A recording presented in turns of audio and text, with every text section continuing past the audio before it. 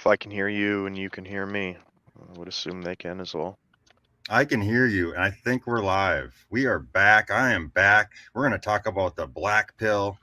We're going to talk about inceldom. We're going to talk about the red pillars and how retarded they are. We're going to talk about, doomerism. Western decline, a new guest, someone with a new, fresh, hot kind of angle. How you doing, bud? Uh, I'm doing as well as I can be given the environment that I'm in. I'm in Canada. The housing market is fucked. The dating market is just as fucked. Um, Personally okay, but environmentally horrible. Yeah, you know, I like people can say like, what are you complaining about? Like, I've got everything I could ever, like, all kinds of cool shit that boomers, like, quote unquote, didn't get to have or experience. But what how come it is that all these millennials are realizing like, hey, wait, I wanted their life? Like, it's this jealousy of two different worlds. Is that something you can speak to, Western? Do you get what I'm saying, bro? I think that boomers have kind of an arrogance about them, and I'm speaking about male boomers here, where they feel as though if they had the tools available to young men today, they'd be succeeding even more than they did in the past, when in reality, those tools are why young men are largely failing, and why boomers have no idea. Your average 50, 60-year-old man, if he were to be transported in the body of his 20-year-old self and born today, he would be failing miserably. He'd be doing far worse than the young men that they love to deride. Um, I think that in the case of young men, we envy how there was kind of no man left behind when it came to relationships in the boomers' day. You had to be doing extremely terrible as a man to not have a woman. You could look like Danny DeVito, and as long as you had a decently paying job, you would have like some options that are better than available to the lower tier of men today. Yeah, Uh, I don't think we're saying anything new. I mean, a lot of the incel people, the black pillars have said this that, your average like white boomer who's like short and bald, like had a wife, even he had a wife. yeah, that's why But I but would say too that but I have Haagen-Dazs ice cream, Western Decline. I have White Castle at the grocery store. it's not I've got worth the cell I've got phone. high definition pornography on my cellular phone. Like, what are you complaining about? Well, the boomers seem to be the largest consumers of pornography. If you look at the statistics, the like overwhelming people that purchase OnlyFans are older married men. So the pornography addiction, I think, is mainly something that affects everybody, but primarily these older guys that didn't grow up with it. I think if you're my age or younger, you've been exposed to this stuff from your early teen years, maybe younger, and you kind of grow out of it. I think I got sick of beating off to porn like before I even turned 20. Like it feels very void. And this isn't like a no fap rant because I'm definitely don't adhere to that, but it loses its appeal, and that's why I laugh at the people that want to offer prostitution as a solution to like the incel predicament, because the issue isn't sex. The issue is everything that's supposed to come along with sex no longer being there. There is no intimacy if you're not like a top tier man that women crave on a carnal level. They're not Well, hold up a sec. I want to go back a little bit with the mhm. millennial slash boomer comparison. You know, I was just naive, Western Decline. Being a young kid, like 12, I was always around people. Like, people were abundant. We did floats down a river. We went to like a Six Flags or like a theme park and like a huge group of people. Movie theaters where there's 10 of us showing up in a movie theater all at once. These large social gatherings, even mischief, like like teepeeing the neighbor or like the Nicky Nine Doors. yeah, Yeah. ding dong ditch, throwing like a piece of, whatever the dog in a dog, Flaming dog shit in the yeah, paper bag. flaming dog Yeah. shit. Always, going to like a skating rink or like where you would go up and like all rollerblade together. Like, all of this is just non-existent from what I can see. And as someone who's gotten older or closer to middle age, it's sort of like, whoa, where did everybody go? And if you're not a winner, if you're not like, and most millennials, I would say that half of them aren't procreating and owning property. So it's just like a different experience. So I had a world where I was like a 12-year-old with no computers at home and lots of people everywhere, and children or people of your own ilk, your own group, your own race, your own economic, social economic background. And it went from like an abundance to no technology and lots of people to no people and technology everywhere. So it's just a completely topsy-turvy, upside down world for a 35-year-old. Yeah, I think that I'm not that much younger than you. I just turned 30 a couple months ago, and I seen this transition happen in real time. The world you just described, I got to experience during probably the first 13, 14 years of my life, and it all kind of came to an end when I was in high school and cell phones started to proliferate.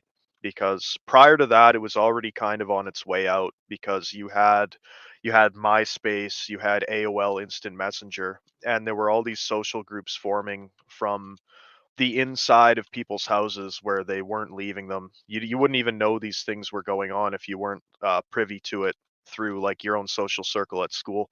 So that's where a lot of the dating went on because it was a lot easier to ask out a girl on AOL than it is like face to face.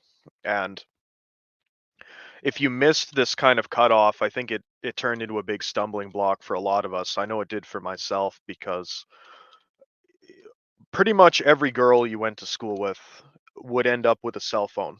Even if their parents couldn't really afford it, they viewed it as like a piece of safety technology that they wanted their daughter to have so It she was could all always about be in safety contact with then. them. Like, I need my Yeah. kid to be able to get a hold of me in case he's Hmm. kidnapped of some sort of like Yeah, fearmonger exactly. on a fearmonger angle.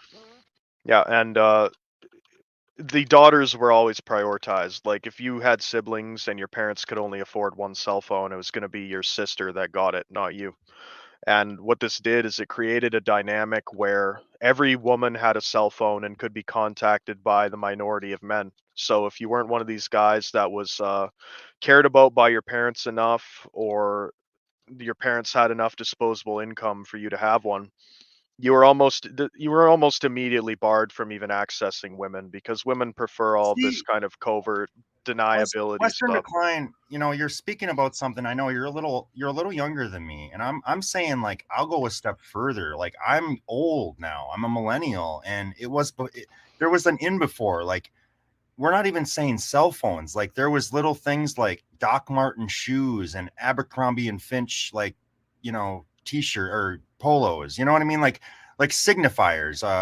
You didn't make it. You're on the back. Mm, You know what I you're mean? you're wearing hand-me-downs You're kind of wearing thing. Yeah. hand-me-downs. You're wearing Kohl's clothes. So it was like even before technology, there was signifiers. Is what my point is. That makes sense. I believe that. I just feel like this was the most stark thing to me. I had kind of gotten used to all those lower level things. My parents were house flippers in the early 2000s, and I was moving around a lot. I was constantly having to like uproot my social circle, and that's how I ended up being online chronically, because your internet friends can come with you when you move across the country.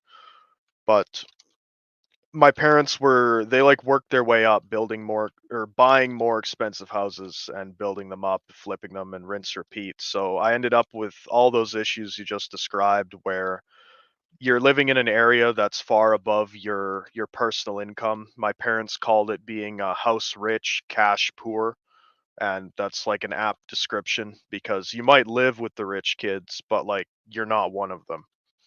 And there was definitely a lot of everything you just described. That was my experience, Western Decline. Like I've heard Todd speak about this. Todd the Hermit, Mhm. Todd Thundercock. The famous low call. Yep. Uh, Todd spoke about this, and I was sort of in that situation. I'm a little younger than Todd, but my parents wanted me to go to like a quote unquote good school. So I was immersed in an environment where I didn't necessarily fit economically. Like all these kids were smarter and like had more money and had like better lives than me, but I was around them, so my parents thought that was like a good thing, and I'm not so sure that's a good thing. No, I agree with that. I think it's a big mistake. If you have daughters, it's one thing, and even then, your daughters will still be kind of bullied because they can't afford the makeup or whatever. That happened to my sister. Fortunately, she's basically like a Stacy, so uh, other girls ended up hating her because she mogged them. But even her, she felt the pressure to, like, she was arrested in her early teen years for like shoplifting makeup and stuff Oh, I because there was. remember my cousin got jammed up. A lot of us as millennials, like friend groups or cousin or a brother, somebody got nailed, and then we all had to go to like a class about how that's why a candy Mhm. bar is $3 now. Yeah. And if you're a guy, the barrier's even more of a cutoff. You know, if you're a reasonably attractive woman, you'll be included in social functions and everything else, even if like socioeconomically you're behind your peers. If you're a guy and you're not an absolute specimen, everything in the social group's power is going to be done to exclude you. Because even back then, like, you're just another swinging dick. Like, if you don't contribute anything, like, why are they going to include you to reduce their, like, you basically need pull from women to be included if the men don't want you to be. So Before we went live, I heard you kind of maybe expressing regret about knowing this information. And I am like I'm on full board, fully support with Todd when he says I don't want to be beta bucks.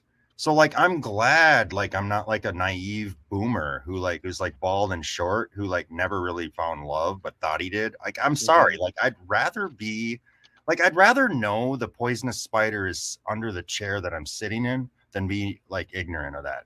You want to speak to that? I definitely agree with that because you might not be able to, you got to deal with all the unpleasant aspects, but it is definitely a double-edged sword where you can save yourself a lot of trouble. It's like Incel TV says, don't be a free agent in life. Let the black pill guide you. I think my biggest gripe about the whole thing is that I got this information too late for it to be actionable. If it were up to me, if I was made dictator tomorrow, every like 12-year-old boy would be being taught like 90% of the things we discuss in this community in sex ed, while they can still do something about it, where they can take action on this information before they're 20-year-old something guy having to find it out the hard way scouring internet forums.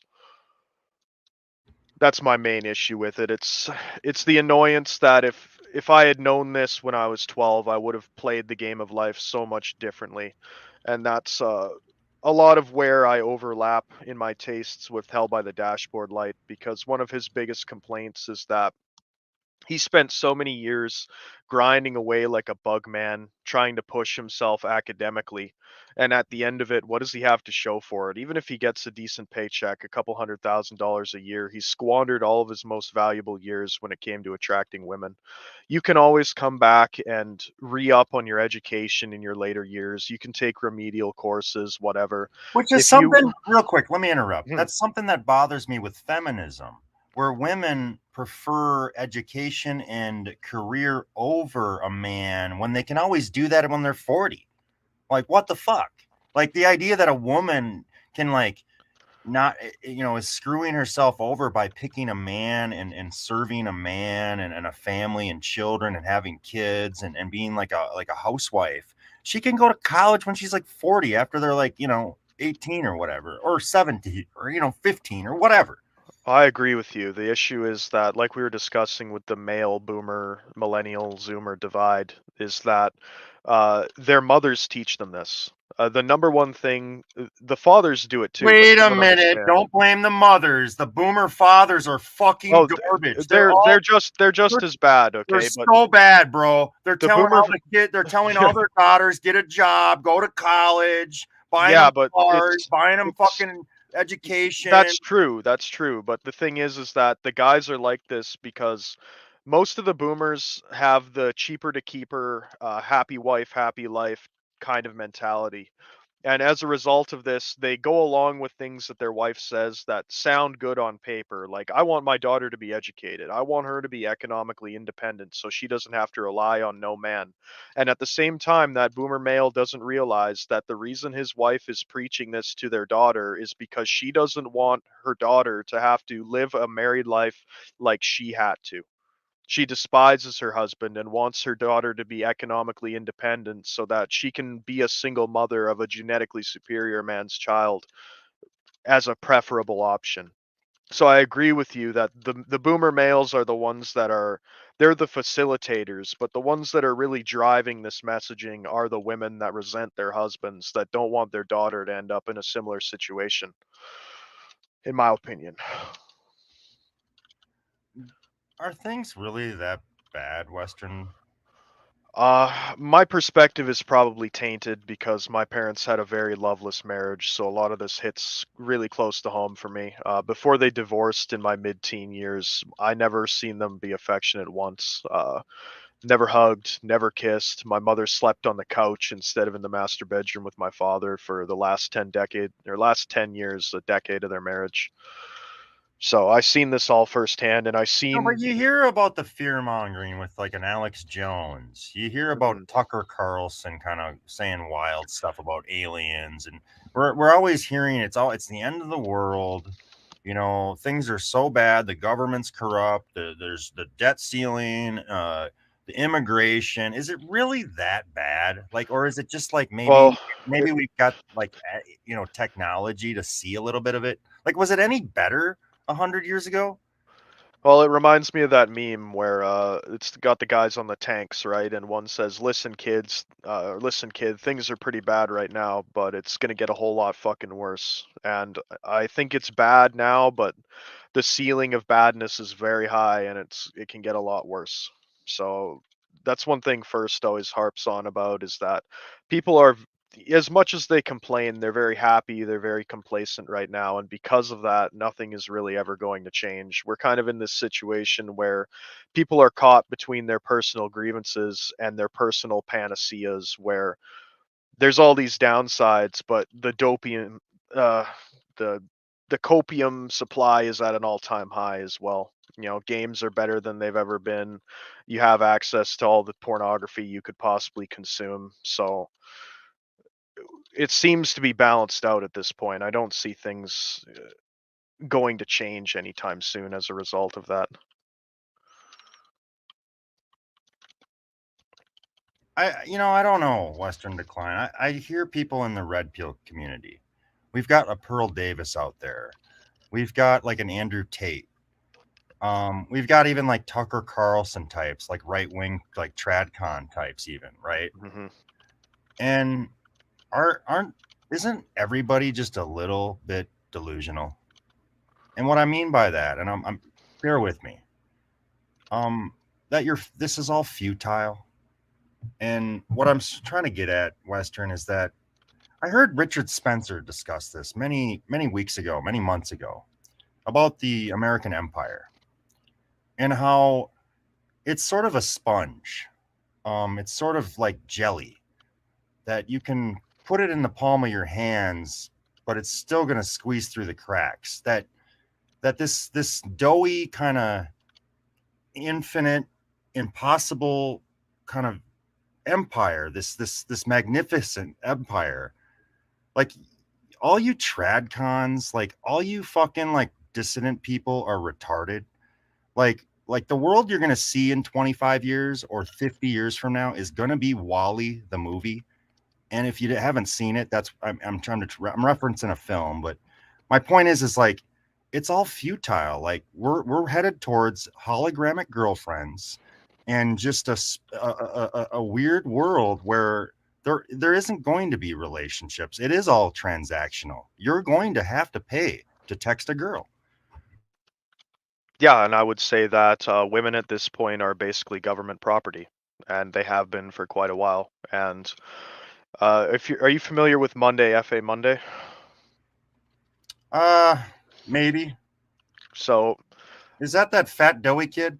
No, he's actually the opposite. He was a gentleman in his, I want to say, early 40s who looked quite svelte, actually. Like he was a good representative of this community. He was well spoken, he was polite, he was good looking, yet he found himself on our side of the fence and he made very good videos. He cultivated an audience of myself and a lot of other like minded young men. And eventually his viewers asked him, what kind of women he's into, and he listed off a couple like other YouTubers, and one of the girls that he listed ended up getting in contact with him. She dated him, and she basically made him 180 on everything that he said. Not long after getting together with her, she started basically like censoring him on his videos. She'd sit there beside him and, give him the look if he was saying something that he wasn't supposed to. And the thing that I find so interesting about her is that she'd actually been scumming around like online right-wing communities for years prior to that. And I'm left with the taste in my mouth that she is the meme like fed girlfriend who was sent in to derail one of the best representatives that we had. And she did just that because not long after he pulled down his channel and shit on all of his fans, they broke up and they both disappeared from the internet. And you kind of see this pattern recurring. Now, I think the government has such control over You can women even that. see, like, I mean, I hate to do No, this. go ahead. We could reference like a Kanye West, even if even like someone like that could be comparable, sort of. And that's that. My point is, it's like saying or doing things, and then like maybe brought into the fold, or brought back into the fold. Kanye West is an excellent example because if you notice with Kanye West, he was dating Kim Kardashian, right? And I don't want to get too deep into pop culture conspiracies here, but as soon as Kanye West started to go off the rails, uh, Kim Kardashian was cheating on him with Pete Davidson. And in my opinion, this is kind of a humiliation ritual. The government has such control over women that they control your woman, even though you think it's your woman. And if you step out of line, they will give her to another guy to humiliate you. And if you look at the history of the partners that Pete Davidson has had, it's almost always the woman while she's still in a relationship with these other guys that kind of go off script.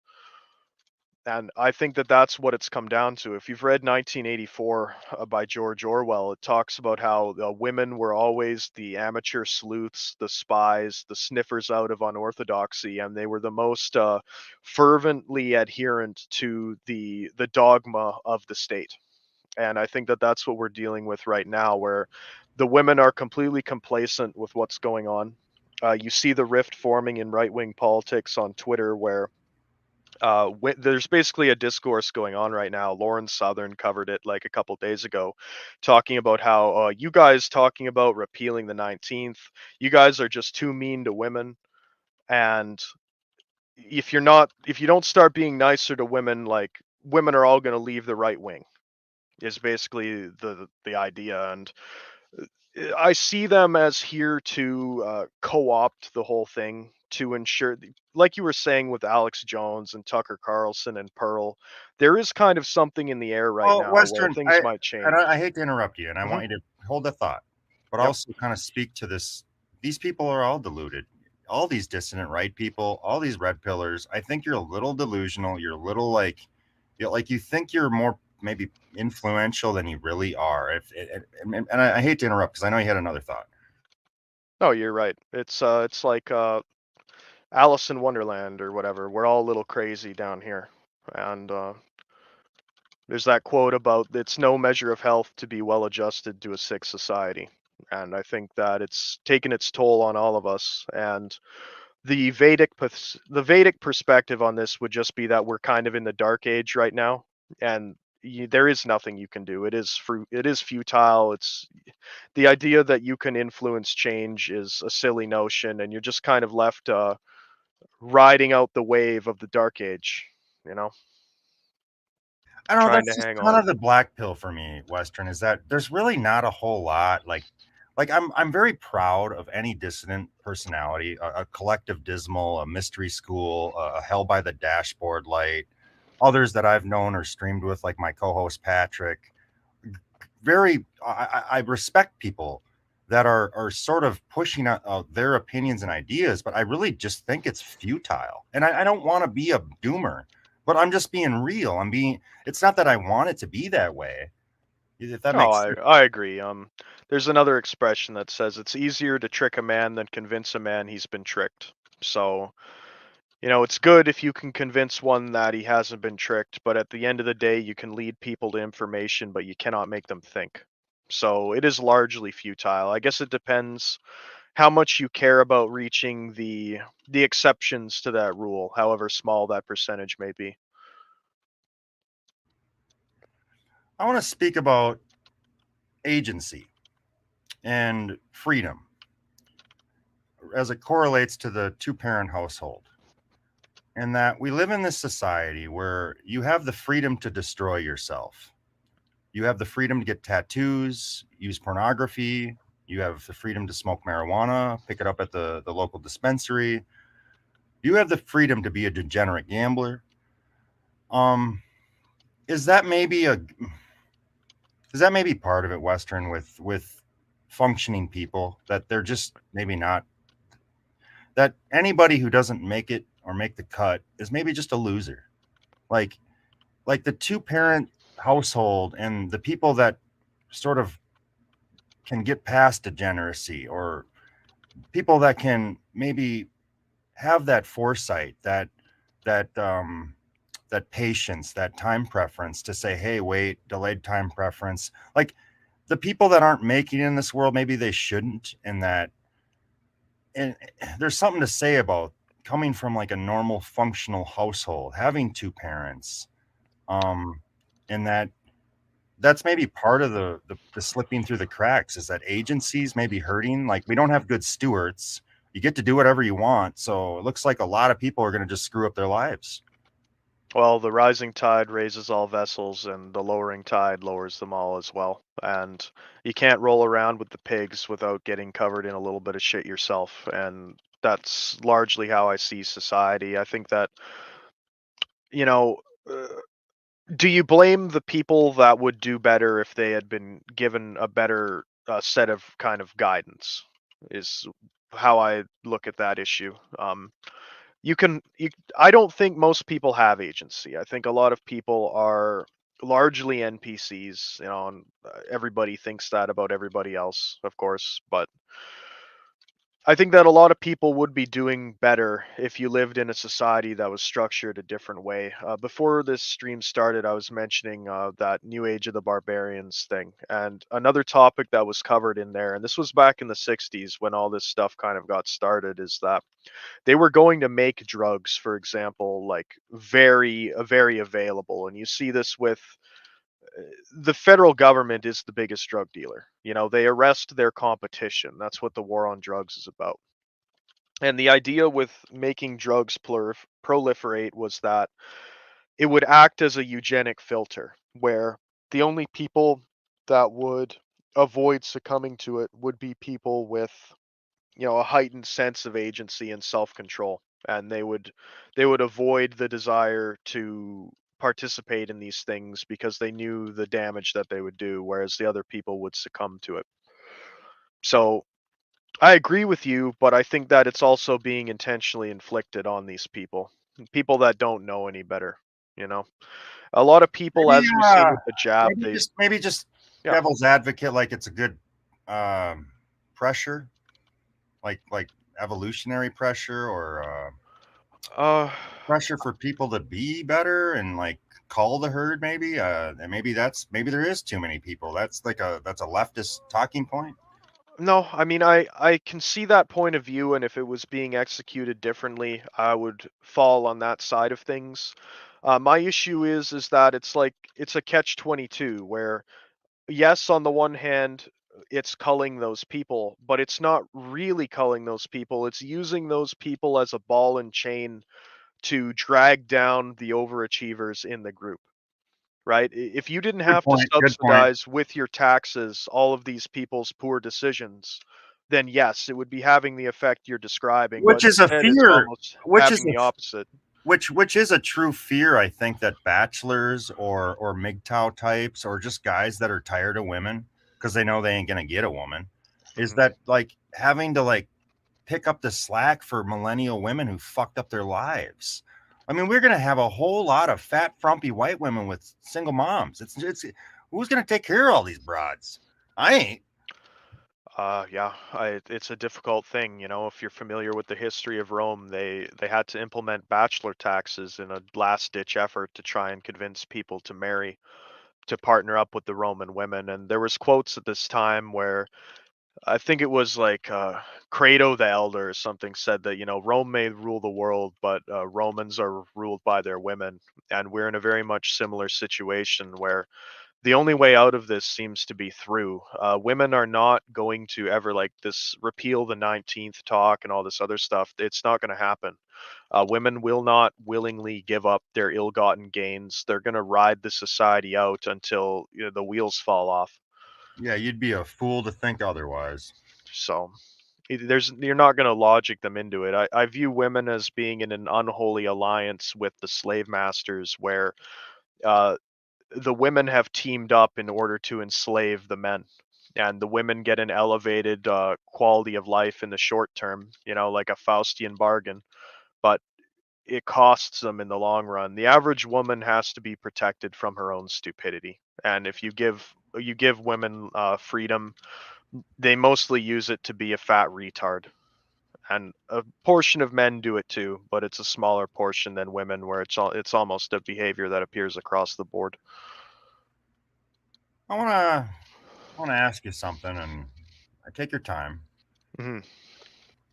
I'm sure you're familiar with women breeding with lowlifes. Mm, And I want you to unfortunately. speak to this. I want you to speak to women breeding with lowlifes as it equates to Evo Psych. Okay. I'm Does that equate? Because if we're all about like the best man, the good man, the proper man, the dutiful man, the honorable man, does that equate to Evo Psych? I don't. There's something going on here with evolutionary psychology and women like dashboards talked about it, bragging mhm. about their Yes. autistic daughter or son. I'm just Yep. curious your thoughts on Evo Psych and maybe how it equates to breeding with low lifes. Maybe there's some nuance there. Go ahead. No, I agree with almost all of his takes on that subject matter, and it's like I was talking about with the low lives becoming a ball and chain around the ankle of the productive. Women are very attuned to social dynamics within a society because that's their bread and butter of survival. Men are masters of the world, women are masters of people. And a woman knows that unless she has tremendous genetics herself and secured tremendous genetics from a male, the odds that her child is going to be able to rise above and, you know, go against the grain of the current zeitgeist is very slim. So that's why you see these women choosing intentionally very unremarkable or downright dysgenic men, because it's the safest bet with the way things are currently arranged. If you have a child that's in one way or another disabled or retarded, or if you're a white woman and you have a multiracial child or anything like this, the odds of your son specifically, because women don't really matter that much. Like, a woman is basically a free pass into the next generation as long as she doesn't squander her years of fertility or have some kind of a birth defect. So if you're having a son, it's far preferable to have one at the you want a son that's either the very bottom of the spectrum or the very top. And the worst thing he can be is average or in the middle, because we've got enough of those. And if he's in the middle, he's going to have all the expectations of being an overachiever with none of the ability to do so. But he's not going to generate any sympathy. He won't be a an object of virtue signaling for her to like narcissistically vampirize off of. So that I think that's why you're seeing these selections. You know, they pick these kids where it's like guaranteed money, right? And you see it in the white community now, but uh, black women started making these decisions much earlier because they were the demographic that welfare was like marketed to initially, and they quickly realized like that black women would rather take a guaranteed welfare check from Uncle Sam than gamble on one of their men making a little bit more money than that guaranteed amount. And I think that's that same dynamic. A lot of the things that were test ran on the black population are now being rolled out or have been implemented on the white community. And they're very effective because they already had their trial runs on another community in a Western civilization. And a lot of people's tendency at the time was to think, oh, these are black people. Like, of course they're acting dumb. But now that's what a matriarchy looks like. You know, you had the girl boss black women raising the simp sons who you can't criticize my mama, I'll kill you. And now we're seeing the same thing with whites and have been for quite a while. Uh, Black culture has been popularized almost across the board. You know, you're hard pressed to even find a young white woman that listens to music made by a white person that isn't Taylor Swift. And they adopt all these things because that's what's made culturally uh, enticing. Are you familiar with the video that came out a couple weeks ago of all the young Zoomer girls like dancing at a gas station? I think I saw that, and there was like a lot of people freaking out about that. Hmm. You know, and the women couldn't understand why white men were so put off by this. You know, the dialogue was basically the women saying, "You're an incel. They're just having fun." And I want to mention something because you mhm, talked about the kind of black and the white kind of dynamic. You mentioned your sister earlier about her being a mhm, Stacy. I don't know if we were on this yeah, live. Maybe that was before we were live. I don't remember. It yep. doesn't matter. So that's kind of part of it. And I don't know if that's like in the consciousness of like your average normie, like that a white woman in America in the Western world, who's not overweight. I mean, they just you're playing a different game. Like like when you say your sister's a Stacy, well, like to me, any white woman who's fertile under 26 and not overweight is like a step above everyone else, right? Like They are they're basically the modern royalty. Um, it's like like people you dump you dump in the diversity. You got black women, Asian women, you got black men, you got Asian men, white men. So it's like there's just this hierarchy. Like the just be white people aren't wrong. The JBL or JBW. Uh, it's it's it's just a fact. Like women, white women are like their heads are all blown up because they live in diversity. yeah, there's I've spammed it a few times on Twitter rather than post it over and over again, and it's my thoughts on this matter is basically that white women would rather be worshipped by third world hordes on top of the world than stand second fiddle to their men on top of it. You know, they'd rather twerk on the rubble of Western civilization while, you know, black people cheer for them than have to take a back seat to their men, even if Yeah, the like the quality of high society is way value, the higher. fertile white girl who's not overweight and like the handsome tall white guy are like living in like that's the black pill. Like their life experience. They're just living in like a different world. And like I don't think that's like in the normal kind of normie consciousness. Like just sort of like a matter of fact that people just don't have that kind of awareness about the world. Like where people just want to say like, oh, there's someone out there for everyone, and it's just like, well, no, like if you really kind of pull the veil back a little, you see it's like, wait, like we're all playing a different game, and equality and leftism and wokeism is trying to convince you otherwise, and it's just not true. I would say that tall, attractive white men still have, you know, easy lives. I won't like say that they don't, but attractive white women have super giga retard tutorial mode lives where like you have to be like the most clueless person to not have like an overwhelming advantage because of the situation you're born into. Like I didn't know this stuff until I started seeing it with my sister, and it made my fucking head like want to cave in seeing the differences.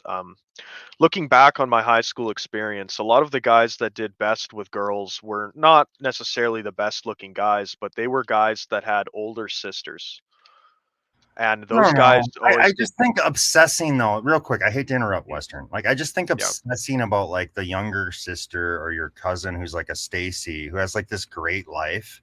But like, does it? Is her life really that great, Western? Your sister, even? And I'm not trying to be too personal, but I want Uh, you to think about this for a I second. would say I want you to absolutely. think about this for a second, because like I get it. They have a like a great easy life, like from like 16 to 34. But my cousin, who's a Stacy, like she's divorced twice now, and like her kids are kind of getting older now, like, and she's fat and then like covered in tattoos, and like her life sucks now. Like my life's not great, but like my next 20 years are going to be way better than hers. Yeah, I mean, And there is she's the just going to be argument I that mean, yeah, she's got more access to sex, but like not sex she wants. well, it's being born with a good hand and trying not to squander it, or being born with an average or a poor hand and trying to make something out of it. And I think a lot of women fall into that trap where they don't know what they had until it's gone. And you're seeing it with these kind of bitter millennial women that take their vitriol online out, often against men of their own generation. That's why you're seeing all of this. Her prefrontal cortex isn't even developed yet. Women's brains don't stop maturing until they're 25. You're attracted to a 19-year-old? What are you, a pedophile? Type discourse out of these women, because they're like, I do not know any men from my graduating class that are married right now. I can't think of a single one. I Yeah, that know. was sort of something that I started to know. That was a marker for me, Western, is that I have a friend group or people I grew up with. And I know guys I went to high school with, or maybe college, or met out right shortly after high school. And whether they're blue collar guys, whether they're white collar guys, whether they're degenerates or guys who are like stiffer than a board, total fucking squares. Like none of these guys are really doing all that well with like procreation, families, owning property. I don't see it doesn't look too good, guys. And like, oh, Thomas, all your friends are losers. Like, well, shut the fuck up, dude. Like these guys got fucking blue collar jobs. They got fucking training, technical jobs. They got fucking therapy jobs. They're all over the place. None of them are doing too hot. Yeah, I would just say that the bar for not being a loser has risen to a level that's almost unobtainable. You see this with professional athletes like Tom Brady. He was too much of a loser to keep his wife as well. So, can you even not be a loser nowadays? It's kind of doubtful, and I think that's just the dynamic that we're trapped in here because Western, I was golfing. Uh, I was golfing by myself because that's just awesome. That's awesome. It's just great. Just go out and golf by yourself. It's fucking nature. You're away from all the woke bullshit. There's no black people. It's great. Uh, I'm golfing and I ended up pairing up with this Asian man. He's probably in his late 50s, maybe even 60s. And he's asking me about marriage, and I just said to him like, Donald Trump can't keep a wife, Elon Musk can't keep a wife. I told him like Bill Gates can't keep a wife. Like it's dark out there, bud. Here he's an Asian man living in America, living in the Midwest. He's almost 60 and he's got a fucking 8-year-old daughter. Like, and it's like his fifth daughter. So it's just weird, bro. Like being a white millennial, like a native living in America, a product of boomerism. It's mhm. it's not the same, bro. Like these Asians, like this guy's 10, 15 years older than me and he's still having kids. Like the white millennials, I'm sorry, like the Groypers, the America First types, Nick Fuentes, he's sort of touching on like real grievances, like that group or not. They're not talking out of their ass totally. No, I'm not. I'm not the biggest Nick Fuentes fan, but he, particularly on the woman issue, he's very very correct. One of the points I was listening to him talk about last night was how the idea of like muscular women, like muscle mommies, has Yeah, become they all something got that six is, packs now. They all go to the gym. Like I yeah. don't know who thinks this is sexy and hot and effective. Like I don't get it. Well, Like the to me, explanation that women, athletic women are not attractive.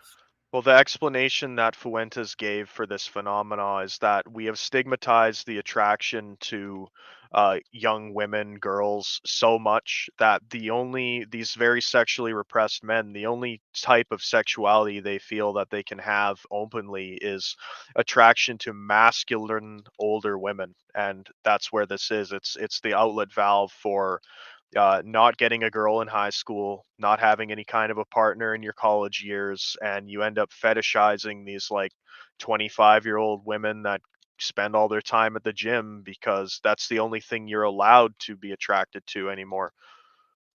Like that's what's pushed as the attractiveness, the lean beef patties, the Faith Ordways, it's all these women, and this touches on the Hell by the Dashboard Light stuff where women want to be the masculine one in a relationship. They want to be the one that drives the car. They want to be the one that lifts. They want to be the one that, speaks for the Well, couple. women are valued for what men do. Like now, Clark is the most important woman in the world. She's playing ball. It's Hmm. like this is fucking retarded. She's not interesting. She's not good. She can't play in the NBA. What? Let's just stop already. Like it's just fucking. It's annoying. Women are being elevated in every male field because women and the government have many of the same insecurities. They don't like gatherings of men for any reason, even if it's something as innocuous as getting the boys together and playing like Dungeons and Dragons. The idea that somewhere is there's five men that might be discontent, occupying themselves, doing something fun, away from the watchful eyes that could criticize them and snitch on them, keeps these people awake at night. You know. You mentioned that young men gathering. It's almost Mhm. to your. We live in clown world, Western. And I'm thinking that's a benefit. Like, don't be strolling the neighborhood with six other dudes. Like, you're just gonna get yourself jammed up. It's almost like to your benefit as a man. Like, it's a weird double-edged sword. You go out and prowl the neighborhood with a bunch of young guys, teenage men. You're just gonna get yourself in trouble because you're gonna get under peer pressure. You're gonna drive drunk, or you're gonna commit a crime, or do something stupid. You know what I mean? And I'm not trying to diminish like men's space, but men getting together can be harmful, or it could backfire. Is all I'm saying. I got a quick phone call. Could you just Yep. speak to that real quick? I'll be right back, Wes. Um, I would say that most of these like gatherings don't happen anyway. All this like go to the bar type advice and different things, like you're gonna go there and you're gonna find out, just like everything else, a lot of areas of society have turned into a sausage fest, faggot factory, where you couldn't find a woman there if somebody put a gun to your head. I think somebody said they broke down the numbers and the actual marriageable, like viable women for most men. It's a staggeringly small number. The red pill community likes to talk about how women have blown out standards because once you filter men for height, race, hair, income, they're fighting for like a fraction of a percent. Well, unfortunately, it's very much the same way for men, but women have made themselves poor partners. They're obese. Like if you're trying to date white women as a white guy like I am, you're having to sift through women that have insane body counts, that have insane political beliefs, that are obese, that are covered in tattoos, that don't like men in the first place, that like polyamory, that maybe fuck their dog. And by the time you eliminate all of these women that have made themselves invalid, excuse me, you're left with maybe 5 to 10% if you're lucky. And that 5 to 10%, you're going to be competing against 100% of men your own race and a significant portion of men of other races that are being imported to your country. Like I live in Canada and we're getting 100, I think like 800,000 Indian men here every year. Like if you're a white guy, you don't really want Indian girls, and their families aren't exactly encouraging of you getting with them if you do. Yet every single Indian guy, his dream is to have a white girl.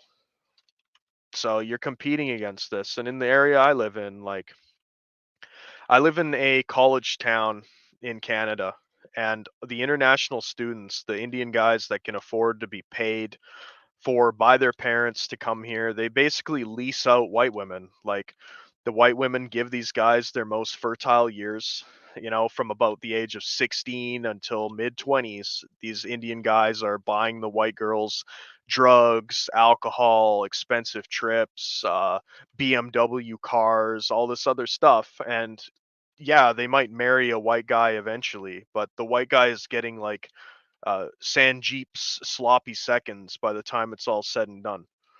It's what annoys me about a lot of the Wignats pulling out that statistic that shows, white women marry out the least. They're the most racially loyal women.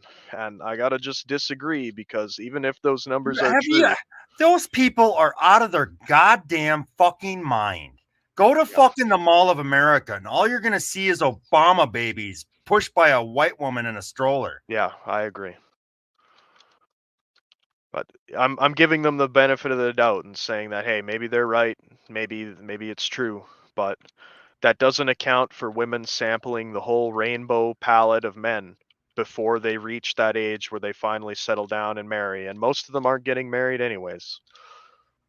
So, What do you think about we're kind of like saying like, hey, like we're black pill doomers. We see what's going on. Why not just like open it up? Like, why don't we flip the script? I know this isn't like ideal or gonna it's this is something that's not going to happen, but I'm asking you about it. And that is let women be the new way forward. Let women approach. Like let women pick their husband, let women pick their boyfriend. Like the pickup artists. We all hear about like black pillars saying how fruitless it is to like try to like use like mhm. Riz and game.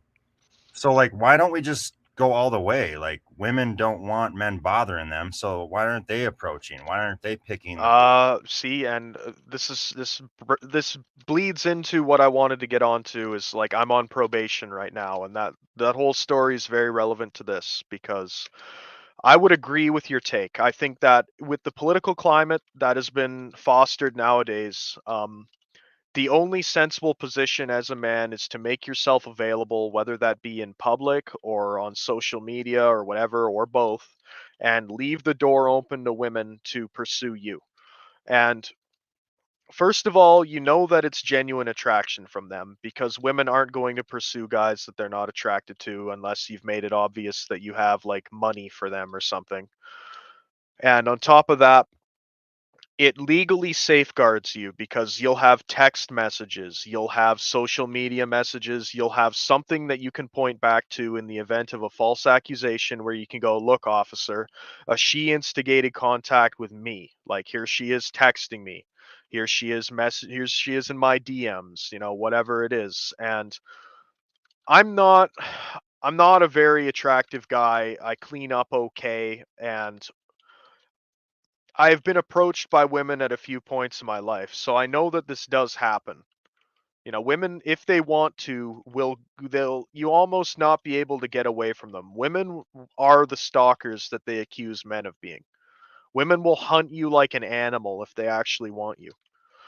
So I think this whole idea of men having to approach women is a very backwards thing that has been inflicted upon us when that's never the way that it has been. Um, if you look at animals too, it's like the same thing. Women, like female animals, mammals, they present themselves to the males. Okay, they select the male they want and then they make sure to, like be in his vicinity nonstop. So this whole idea that you have to chase girls, I think is very backward. And it's a trap in my opinion, because you're told that this is how things work, and then if you act on it, if you try and show Well, hey, persistence or I'm anything. okay with it. I'm okay with it if we have an old order of thinking, an old order of politics or law or culture. So, like, if it's old order, the man approaches, he gets the girl. Well, now the girl has to kind of stay with it. Now she doesn't have to do that though. Like, I can convince the girl. I can whisper sweet nothing into her ear. I can be the big hot shot, like in the movie Lord of War, and simp like a motherfucker, but like she's just gonna leave me eventually or renege or find out who I really am. Like that's the point of Mhm. this whole thing. Like once you get the girl, like she should have to like be, it's like ride or die, and that's old order, that's old culture, that's not the world we Yeah, live in. So instead of getting the girl and it it's like a having double some aspect standard of Western. It's a double permanence. Yeah. standard Western. Like I have to fucking convince a girl, whisper sweet nothing into her ear. Then she says yes. She says okay. I have consent, and now she's reneging. What the fuck? This is how men cannot operate under these conditions. And that's a lot of the boomer men would fail under these conditions too. And I think that's what a lot of people in this community don't understand. They think that every guy here has no experience with women. Women ignore them. And a lot of us arrive at these conclusions because we do have experience with women, or even quite a bit. And far from the idea that, if the girl texts you back, you're in, your job accomplished at that point. No, that's when it starts. Now you have to play this game of keeping her interested, keeping her on your side, and everything else. And it's an impossibility, and it's completely untenable. Women are no longer incentivized to stay with a man at all. In fact, the opposite. You're absolutely right. You know, my and I hate to get too personal, but I don't care. So my mom and my dad were boomers, and they lived a good life till they were like 28. They had like multiple houses before I was even born. I mean, they were shamed as boomers because they were 26 and 28 when they had me. Most boomers had their children by 19, 21. So they had like a good life. They were enjoying like the dink life before kids. Hmm. Well, my dad, he was a tall guy. He's like big guy, 6'5", big guy. And my mom's like a big, Stacy or whatever. And my dad helps get her a job because she doesn't, my dad's like a dumb boomer who wants his wife working, like, to provide more income for the whole household. Well, then he helps her get a good job. And then next thing you know, she's fucking some short dude with who's bald and like, having an affair and marrying him and having children with him. So like I come from like the divorced family or whatever. And it's like, how did that there was no reason to do it other than like, oh, like my dad worked too much. That was a reason. Well, I think a lot of it's post hoc justification for things that she already decided to do. I think women when they're younger and they have a high libido and everything, they prefer a relationship where the man is high tier and kind of runs the show, and he's like the big shot in the partnership. And I think that women tire of this. They get older, they get more baggage, they become more disagreeable, they become more set in their ways. And the traits that they were initially attracted to during their younger, more fertile years are now looked at as a negative, and they start going for the oofy doofy, the controllable, malleable type, like that coworker that you described seems to be. I don't think she selected him because she thought he was better than your father. I think the opposite. She No, she selected him can because run he's one. She could get everything one your over on father him. isn't. She could get one over on him, run the household, do Yeah. whatever she wants. Girls' night out, weekend out. Like my mom did whatever she wanted her whole life, and now it's kind of and I hate to say this, like I don't want to get too personal, but like my mom, like she kind of like milked that cow dry. Like now it's like you're old and you divorced two men now, and it's over for you. You're fucking gonna be hurting now. You're living on SI. It's over. Yeah, my mother is very much the same way. I have my mother decided to divorce my father in my teenage years and gave it all of 2 months, and it was a divorce rape. Like she sprung like false accusations on him with the police of child abuse that he never did and everything. And it was overnight. I wake up one morning, my mom's like, "Yeah, I'm calling the cops on your dad. He's out of here. We're moving." And she didn't wait 2 months before she's off like dating some random black guy. Oh And no. she Oh no. went through, she rode the cock carousel for a bit, but like when she did this, she was already in her late 40s. And she she has not dated in like 5, 10 years now. Her last relationship fell through because the same way she acted with my father, like just completely frigid, sleeping on the couch and everything. Her last relationship ended because like she never put out. Like she's dating some kind of manlet dude who, to his credit was all right. We got along okay. He wasn't like a piece of shit or anything to me, but like he got no action out of it and eventually just like kind of dropped that fucking tactical nuke at the kitchen table on her and she had like no response and I couldn't help but kind of agree with him. Oh, So brutal, bro. Hey, I wanted to now, ask you. yeah. Well, go ahead if you got more No, no, thoughts. I didn't have anything to add. Go ahead. Well, about hypergamy, we always hear about men and incels and black pillars whining about women wanting, a better man, a good man, a top flight guy, right? Hmm. And I've dated girls, and I dated this one lady. She's tall, right? And she dated a shorter man, someone who's shorter than her. And she said like it just fucked everything up because like if a guy gets a tall girl, then like his head blows up too much. Maybe that's a thing that women shouldn't be just giving out the box to any guy. Yeah, I think that it's a very difficult situation. If there's a demographic of women that can most easily relate to male incels and black pillars, it would be women that are freakishly tall because these women, they're basically at a disadvantage and it's a fixed disadvantage. It's not easily changed. Like men have to go get leg lengthening surgery.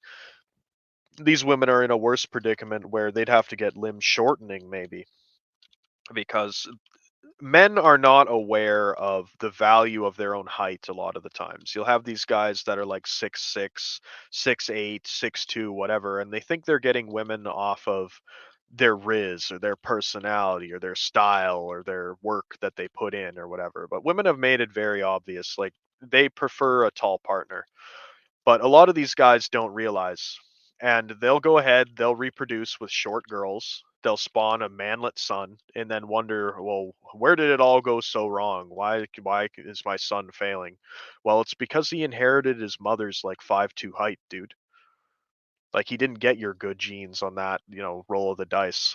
And when it comes to tall By the women, way, Western, I'm fascinated by Mhm. eugenics because of this whole like, not meeting your dad's sort of Chad features.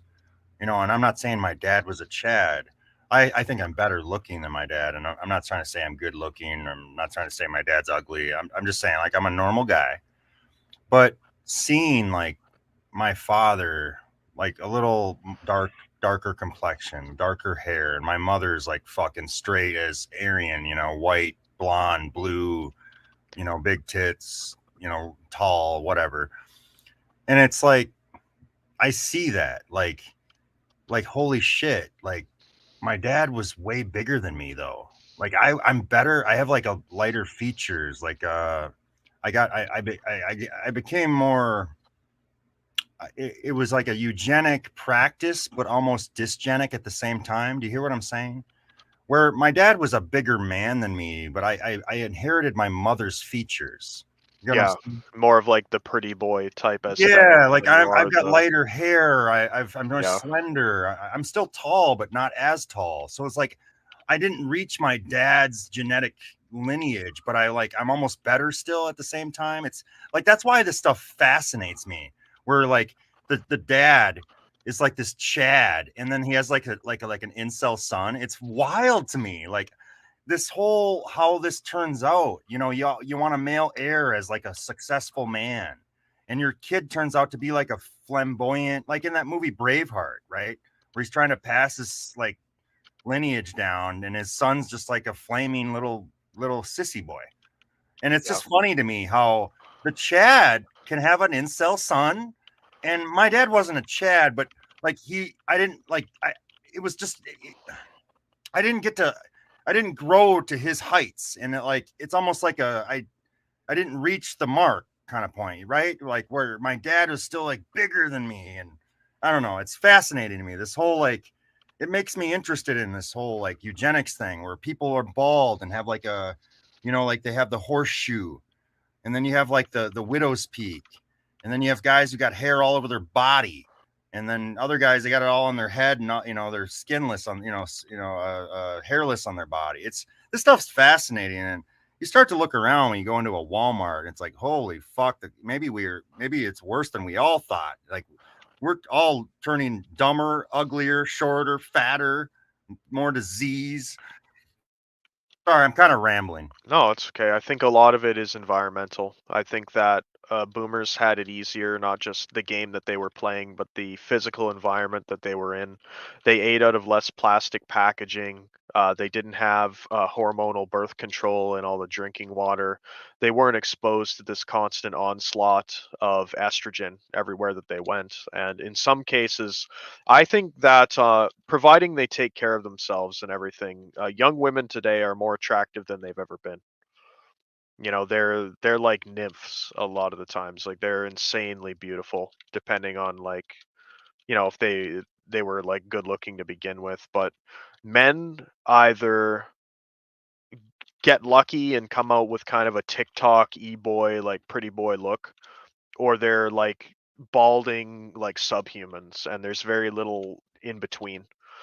And I think that that's the result of living in this kind of estrogen rich environment where if it improves the women largely, but it fucking hurts the men bad. Really bad. Yeah, I think you're right, Western, and maybe we should just mention this quick. And I don't want to ramble too much into. Maybe well, we'll just let it flow. Um, Excess men is maybe part of that problem, and I know I'm not the one to mention this. Lots of people before me in the incel community, Dashboard, Incel Maddox, Todd. A lot of these guys in the Black Pill community have raised this notion or the question of excess men is really the problem that we all face. It's not really that there's this dysgenic effect or that men are less desirable. It's just there's too many swinging dicks. Yeah, I mean, I would agree with that take, We and talked I would, about immigration. You live in Canada. I mean, I yeah. imagine they're not Scandinavian white women flooding the border. If there were, the borders would be closed. Women are okay with the onslaught of men up until one of them gets raped by one of these guys or something because it increases intersexual competition and gives her more Yeah, leverage that's sort over of them the than she nature of actually men and wants. women. Western, I hate to interrupt. That's the nature of Mhm. man and women. That consciousness that men protect a perimeter and women test a perimeter. That's the nature of man and women. I think I'm just tired of babysitting them. It's become a lot of work for women that see me as a subhuman. So I don't know if you've seen that video recently that came out where it's on like a college campus and there's a white girl who gets her like phone and purse or attempted to have her phone and purse stolen by that black guy with the gun, right? Oh Uh, yeah, yeah. And the kid, the beta male that all the right wing tradcons are blaming and shooting. yeah, yeah. And there's all this women are like disgusted by this, but I think that that guy made like the absolute right move because this woman is not going to you're never going I to be love the rewarded. thread. I love the pushback in the Twitter feed, the X feed, where they show the criminal that case in New York where the white guy in the subway got jammed up by the law. Daniel Perry, yeah. Daniel Perry. By the way, that dude's a Chad. Fucking that guy's awesome. That guy is well, he was probably a normie simp idiot, but he's just a good man, right? No, Trying to do the right if thing. we lived in a better world, that behavior would be praised instead of punished. But I the feel world bad that for we're that in. guy. I owe him a letter. Maybe I should write a letter. If he's in jail, I need to do that. Somebody, we all should support that guy, and he probably is in deep trouble, and that's not cool. Yeah, unfortunately, it's just I would never raise a finger for a woman nowadays unless she was specifically related to me. I would never stick my neck out for them because not only are you not going to get a thanks, you're going to get punished for it.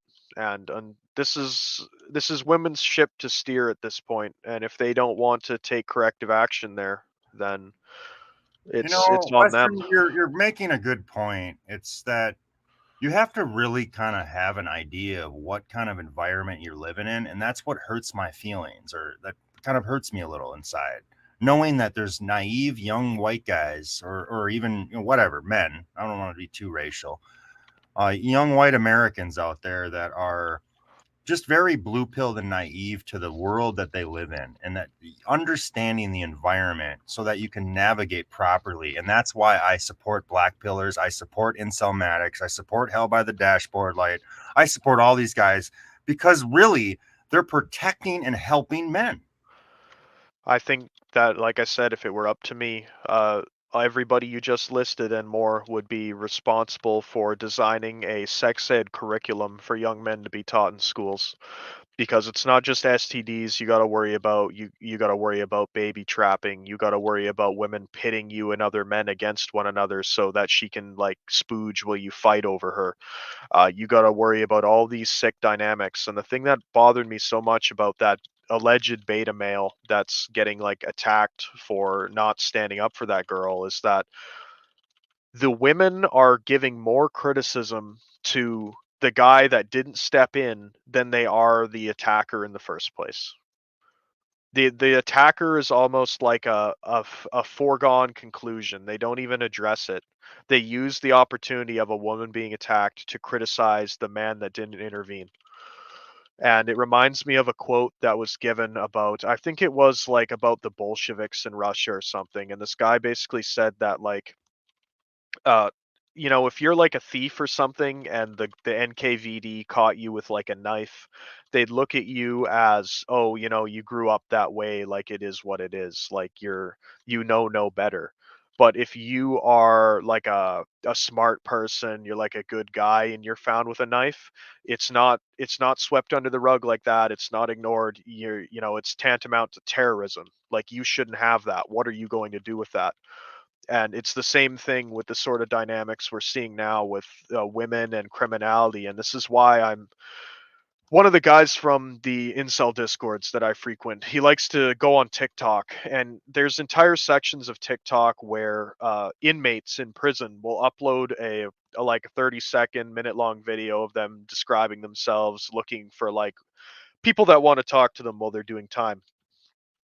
And every single one of these guys, it doesn't matter how ugly they are or whatever, they will have dozens, if not hundreds of women of all ages in the comments going, "Oh, I'll be your pen pal." Like, "Oh, I can't. I wish that this guy, I'll fix him." All this sort of mentality. You women, girls even are blatant on there. You have women joking, but truth in jest, counting down uh, you know, 6 months until I'm legal and I can go meet him. And these guys get more attention than 99% of law abiding heterosexual men. One of the points that I always like to make on this subject matter is that if you use the United States as an example, there's only one state, Nevada, I believe, that has legal prostitution in the US. But there's at least 4 states that have conjugal visits for prisoners. So the federal government in general, has concluded that criminals, convicted criminals, are at least 4 times more deserving of sex than law-abiding men. You can't really Maybe spin it part any of it other way. is maybe part of it is women get whatever they want, and if a woman wants a man, whether he's locked up or not, you just have to let that happen. It's all about what women want and need, and nothing about what men want and need. It's not really about the low life criminal convict. It's about women. Oh, I don't disagree with that. I can get along with that take, but again, it's in that case then women, and women are half of the government if you assume that votes matter, right? They're even more than half, I'd say, because they women have the influence to get men to do their bidding. So you have women and you have simps, and then on the other side you've got a minority of men and a tremendously small minority of women. So I think the average woman is very pro this sort of dynamic, and I actually think that there's kind of a spiritual alliance between the very top tier women and incels, as strange as this may sound, because let's say you have a 10 out of 10 like top tier woman. She is going to prefer monogamy. She wants that 10 out of 10 guy to herself. Okay, she wants 100% of his resources going to their children. But under the current arrangement of things, like she has to share this guy because all the other women are trying to like secure his genetics, become his like baby daddy. So you have like 80% of men kind of mentally aligned with the top 10% of women. And this top 10% of women wants monogamy for similar reasons to incels because you get what you want out of that arrangement. Whereas top tier men and the bottom 80% of women benefit from this kind of tournament mating style with no monogamy because the top tier men can have all of the all the sexual access that they could ever hope for, and the women can secure genetics above their station that they wouldn't have had access to under a different arrangement. They can get the oofy doofy cuck dad to raise Chad's son with them or whatever, or Tyrone's son, because children are allowed to be born out of wedlock. And to me, this makes sense with the case of, feminists they don't get refuted by it, but guys will point out, like, the people that pushed feminism were like rich men. And women are okay with this because 80% of them benefit from it, roughly. Like, they're fine with that arrangement. You have the minority of men on top and the vast majority It's of a women. system that works perfectly for the pyramid, right? Where the Hmm. people at the top have a great life, and then all the rest of the people in the middle, which are women, are the soldiers, the vanguard to make sure that the people underneath them, the masses, the men, don't. It's like it's a containment structure. It's a self-policing pyramid. Yes.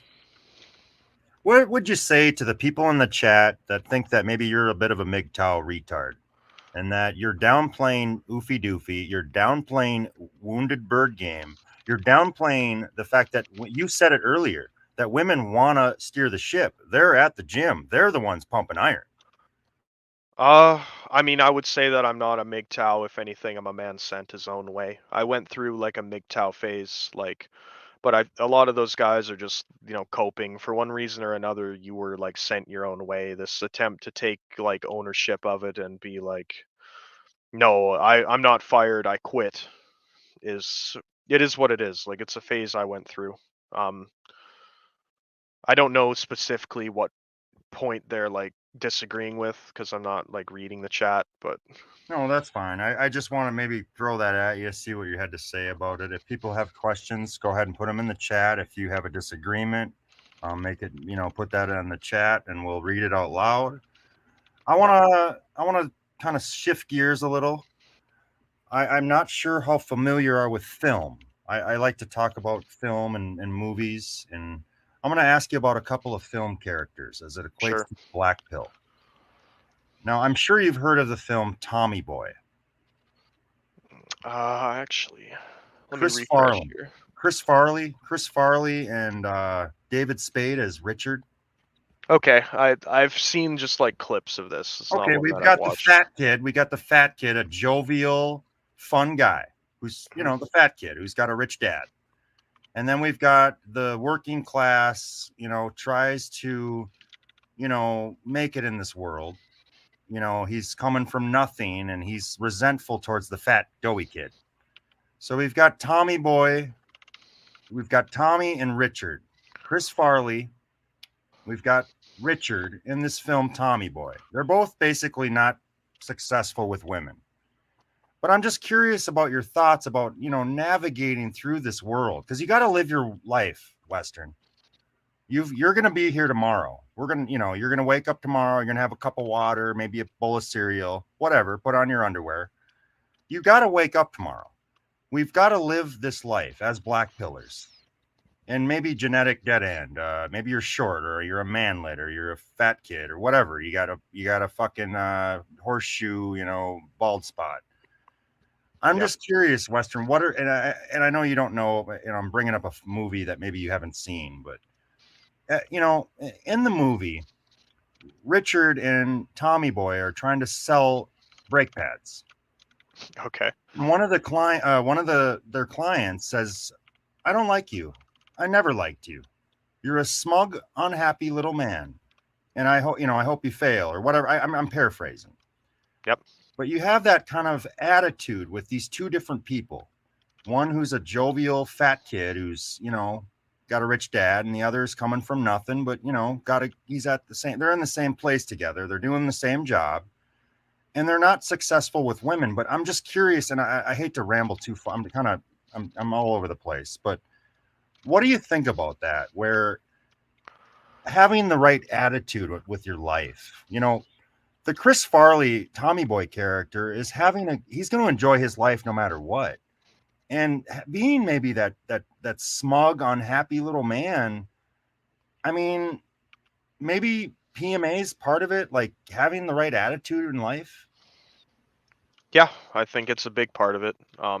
But how much of that is within your control would be where I disagree, because I think a lot of people's personality, their general attitude and outlook on things is formed for them by a genetic disposition or like their upbringing, and a small percentage, if any, is something that you can change to be something more desirable for other people. Um, I find when I'm socializing with people in person, it's almost like being autistic and having to wear like a mask. It's like an exhausting thing where I got to pretend to be the upbeat, small talker that never has any kind of negative thing to say, and it's a very exhausting thing to do for me. So I realize that largely I'm an unpleasant person to be around for that sort of thing, and I'm not surprised when it wears thin on people or people don't like it. So I think the most important thing is being somebody that you can respect yourself, because you got to wake up every day as you, like you were saying. And the most important thing is that you can look yourself in the mirror and say, nobody else might respect me, but I respect myself. So and Good maybe stuff. this Good isn't the stuff. right position to take if you're, a salesman, right? You got to have other people like you a little more. But I wanna I wanna go back to the about some of this talk about women being men. And um attaching value is sort of maybe part of it. Like, we have feminism, but it's not really women want to be, equal to men. It's that women wish they had a dick, like dick envy. That it's really about women wish they were the man, but don't really know what comes with it. Like there's something going on with feminism, and where it's that we value women to be men. We don't value women and femininity. We don't value the white race. So how could we have like pretty girls that are like behaving appropriately? I mean, how could you expect that if that's not valued? well, it's more of what you subsidize, less of what you don't. And I think that this is why the simping angle is probably the only little bit of hope that we might have. The small white pill is that you can't correct women's behavior because women are above reproach, but perhaps you can correct men's behavior and indirectly steer women's through that.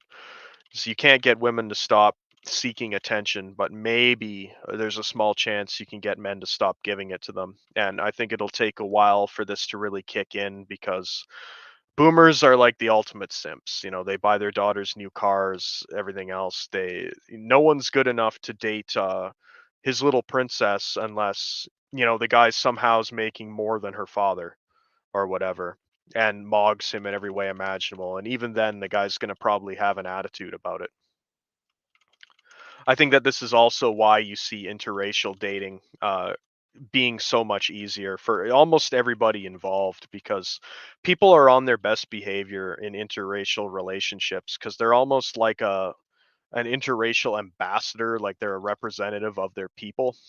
And any kind of criticism of the person can be ignored or left unspoken because of potential racism accusations. Whereas if you're trying to date within your own race, whatever race that may be, like, you're going to face the full array of criticism. Like, people aren't going to hold back because they're not going to feel obligated to. I want to ask some stupid questions. So maybe that this red pill community is a little too hard on women. Maybe like divorce court is skewed when you watch the internet or you hear about an Elon Musk.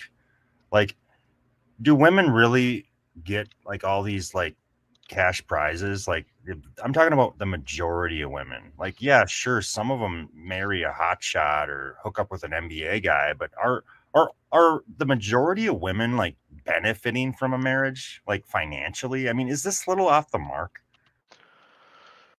I I would start from the point that I don't consider women to be like men's equivalent. I see women as a like an intermediary between children and men that are the only adults. So I think that we're too hard on women in the sense that we expect them to act like a fully conscious man, and they'll never be that because they're like biologically hard capped.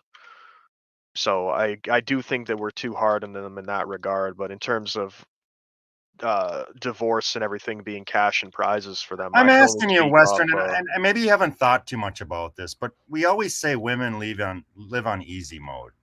Do they not have maybe some real struggles in this world that is supposedly easy for them? Uh, I think that they have struggles, but the struggles are largely self-inflicted.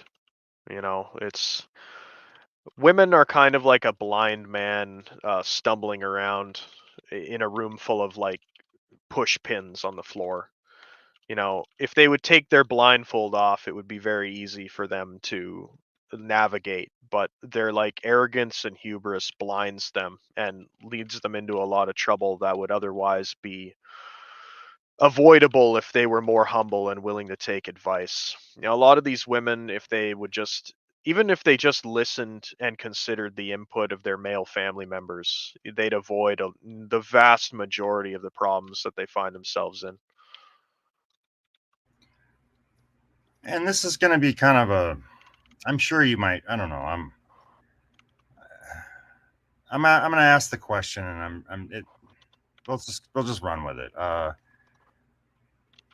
Do women derive any benefit from interacting with a regular man anymore? Is there unseen benefit Uh, Unseen benefit. I mean, there's lots of or seen benefit at benefit. all? Is there a fucking reason a hot Stacy or even like an average, plain Jane white girl in America? Why should she date a garbage hauler who makes 50 grand a year? You tell me, bud. I mean, there's not really much of a reason. I can't necessarily say that, if I was a woman, I wouldn't be acting in a similar way.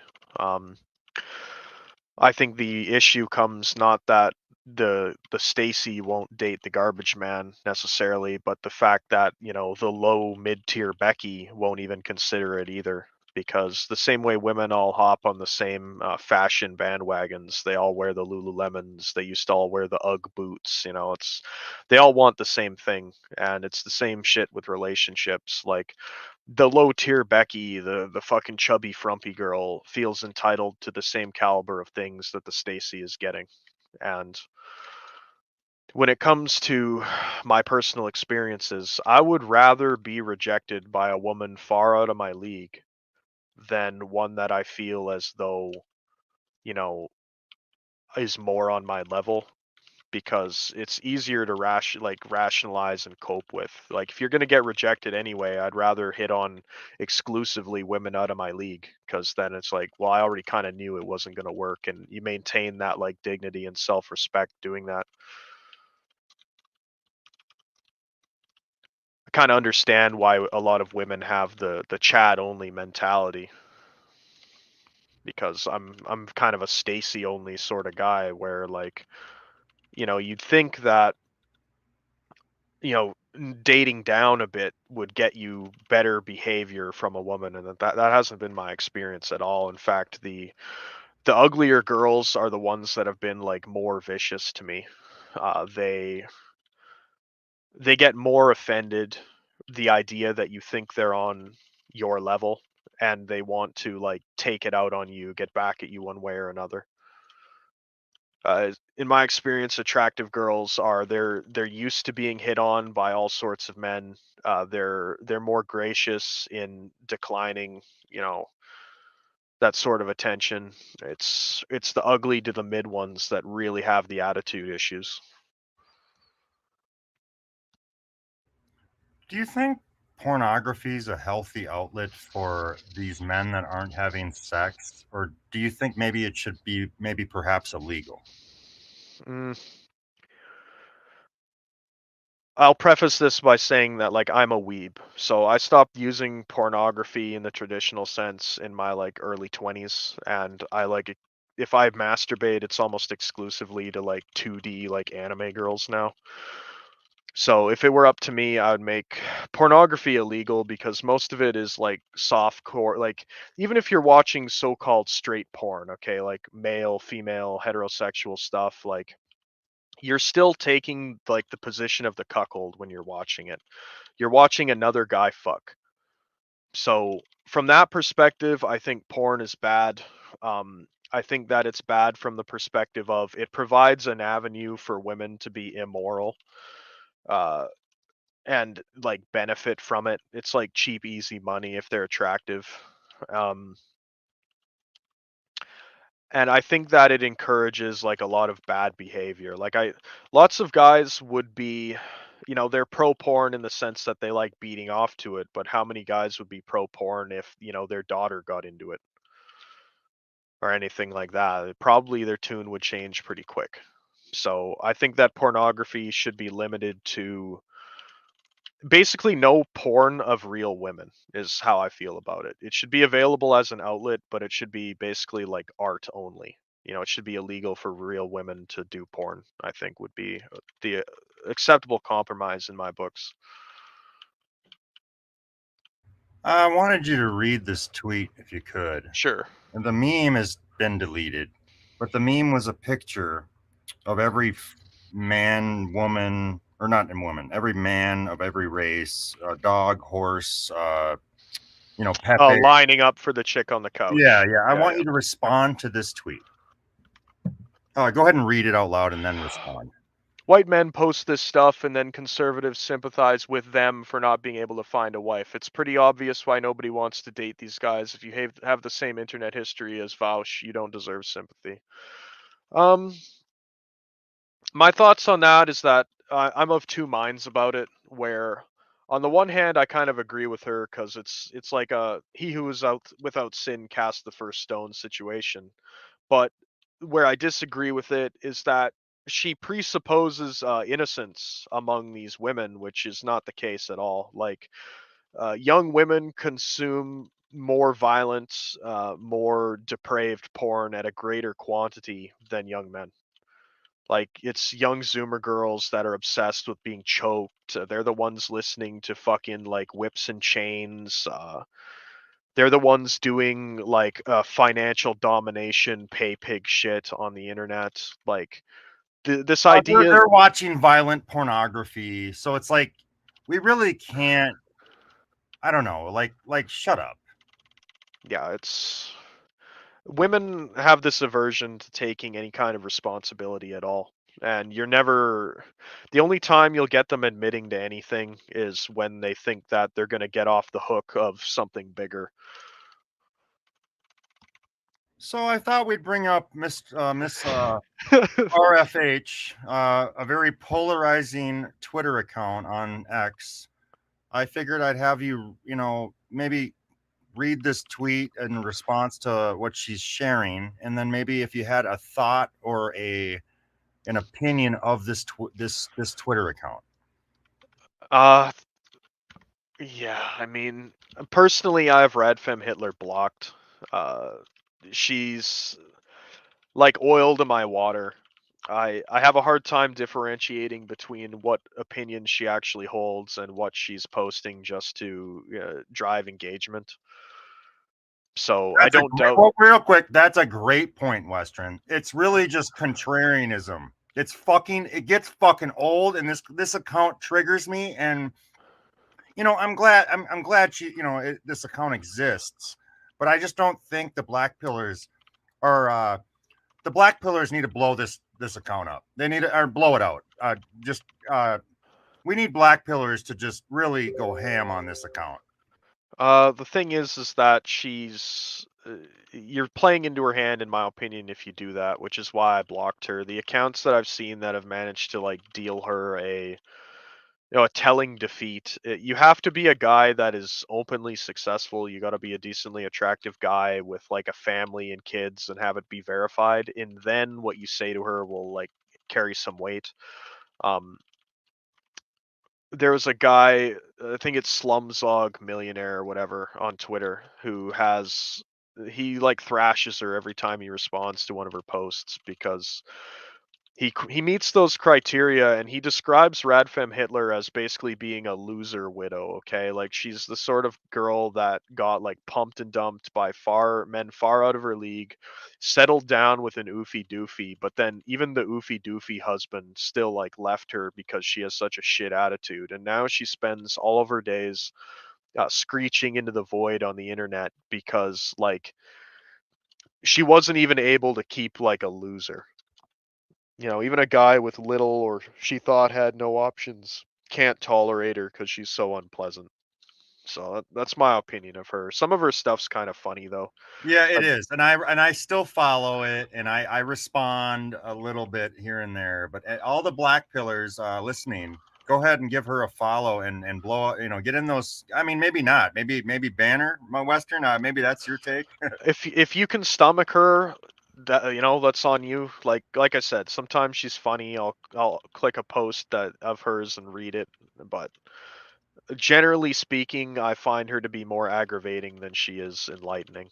You had a So great take, and I'm very glad to have gotten that on the podcast today. Good stuff, Western. I've got one here, and I don't know. This is maybe just a dumb question, but I'm going to ask it. Blaming women or hating women for the current situation, maybe perhaps off the mark. Uh, I really don't blame or hate women. I view women as children that have been allowed to decide what they're having for dinner for the last like 2 years, and of course they predictably pick like sweets or like cheeseburgers or something, and then somebody trying to come along and tell them like, no, we're gonna start eating vegetables. It's not the fault of the children that have become accustomed to living a certain way. It's a problem the people that gave them the freedom to live that way in the first place. Now, I blame ignorant boomer men that thought that, tradition didn't exist for a reason, that they were the smartest humans to ever come along, and that they can just tear out all these underpinnings of society and think that everything's just going to keep functioning like it did when they were there. And that's not the case, as we're finding out. Mainly, I hate boomer men. I think that greatest generation men and the boomers that fell for the great swindle where they were tricked into going and killing their ethnic brothers who tried to stop all of this and then liberating their women to be fat retards. Those are the guys that are most to blame here, and they're the ones that I really hold in contempt. If you've seen those memes of the guys storming the beaches at Normandy with the like captions on them like, for my mulatto grandson, for my transgender granddaughter, and for the Jews. Like, that's how I feel about who's to blame here? I don't even blame the Jews. I forget who said it best, but they basically said that a nation has the Jews it deserves because they can only thrive in Good point, disordered Western. I places. know you're not finishing the quote, but Yeah, I can already get behind what you're saying. Like the yeah, Jews are a result of what you've allowed. I mean, they're yes. like they're like the aftermath. Yeah, they're maggots feeding on already rotten flesh. If you allowed it to get to that point, like you're kind of to blame because they wouldn't have any inroads. You know, they Blaming can. Jews for everything in your every for slipping on a banana peel, like you're just retarded, dude. Yeah, they're real. They're a problem. The Zionist lobby and everything is out of control. They probably assassinated JFK. They run the media. They run pornography. They do all this stuff. But at the end of the day, it's the oofy doofy types. It's It's the the white fucking boomers, the white yeah, fucking silent gen, the Bidens of the world, just yeah, scumbags of the world. Yeah, they gave you the society you got. You can go ahead and blame Jews, and I'm not gonna like push back too much, but it's yeah. almost like you're blaming like Who you handed it off to them? look at your fucking granddaddy. Maybe your granddaddy's partially to blame there, bud. Yeah. It wasn't Jews that put bayonets in the back of Americans and forced them to have, integrated busing in schools. Okay, that was all them. It wasn't Jews that went and shut down Germany when they were trying to do something about it. It was Americans. And there's that Saddam Hussein quote where he said, like America is the great Satan, and he's just being proven more correct every day, in my opinion, because your average American is the problem, honestly. And it's not when I say American, I mean like Westerner in general. It's the same thing here in Canada. You have boomers, like my mother's one of them. These people cannot wrap their mind around their egos. I think are the main thing. Like they can't get it through their head that they played the game of life when things were so much easier, and they're so like desperate to cling to this idea that they're superior. They won't admit anything has gotten harder. I think a lot of it is born out of boomers were never able to live up to the hero status that was gifted to the greatest generation. And as a result, they have this conscious or subconscious tendency to, um, they could never live up to their fathers, so they're going to make sure that nobody ever lives up to them. I fucking hate the right wing so much, bro. And I'm not trying to sound nuts here. Like the right wing, the conservatives, the paleocons, like fuck you, dude. All this bootstrap fucking mentality Yeah. is just retarded. And I'm sorry, like Barack Obama said it, and it triggered a lot of boomers. The president of the United States, Barack Obama, you didn't build that. And he was touching on something. You didn't build shit. You fucking boomers didn't do shit. You didn't do anything special. You're not like unique. Like, oh, a millennial who like lived with his dad till he was 26. Oh, you're a loser. You didn't get married and own a house. Like, fuck you, dude. You didn't build that. No, they didn't. America has a humility problem. The West in general. I think I forget if it was Yuri Bezmenov or who said it, but they said that communism will never really take off in the West because everybody is a temporarily embarrassed millionaire, and it's the same with so many things.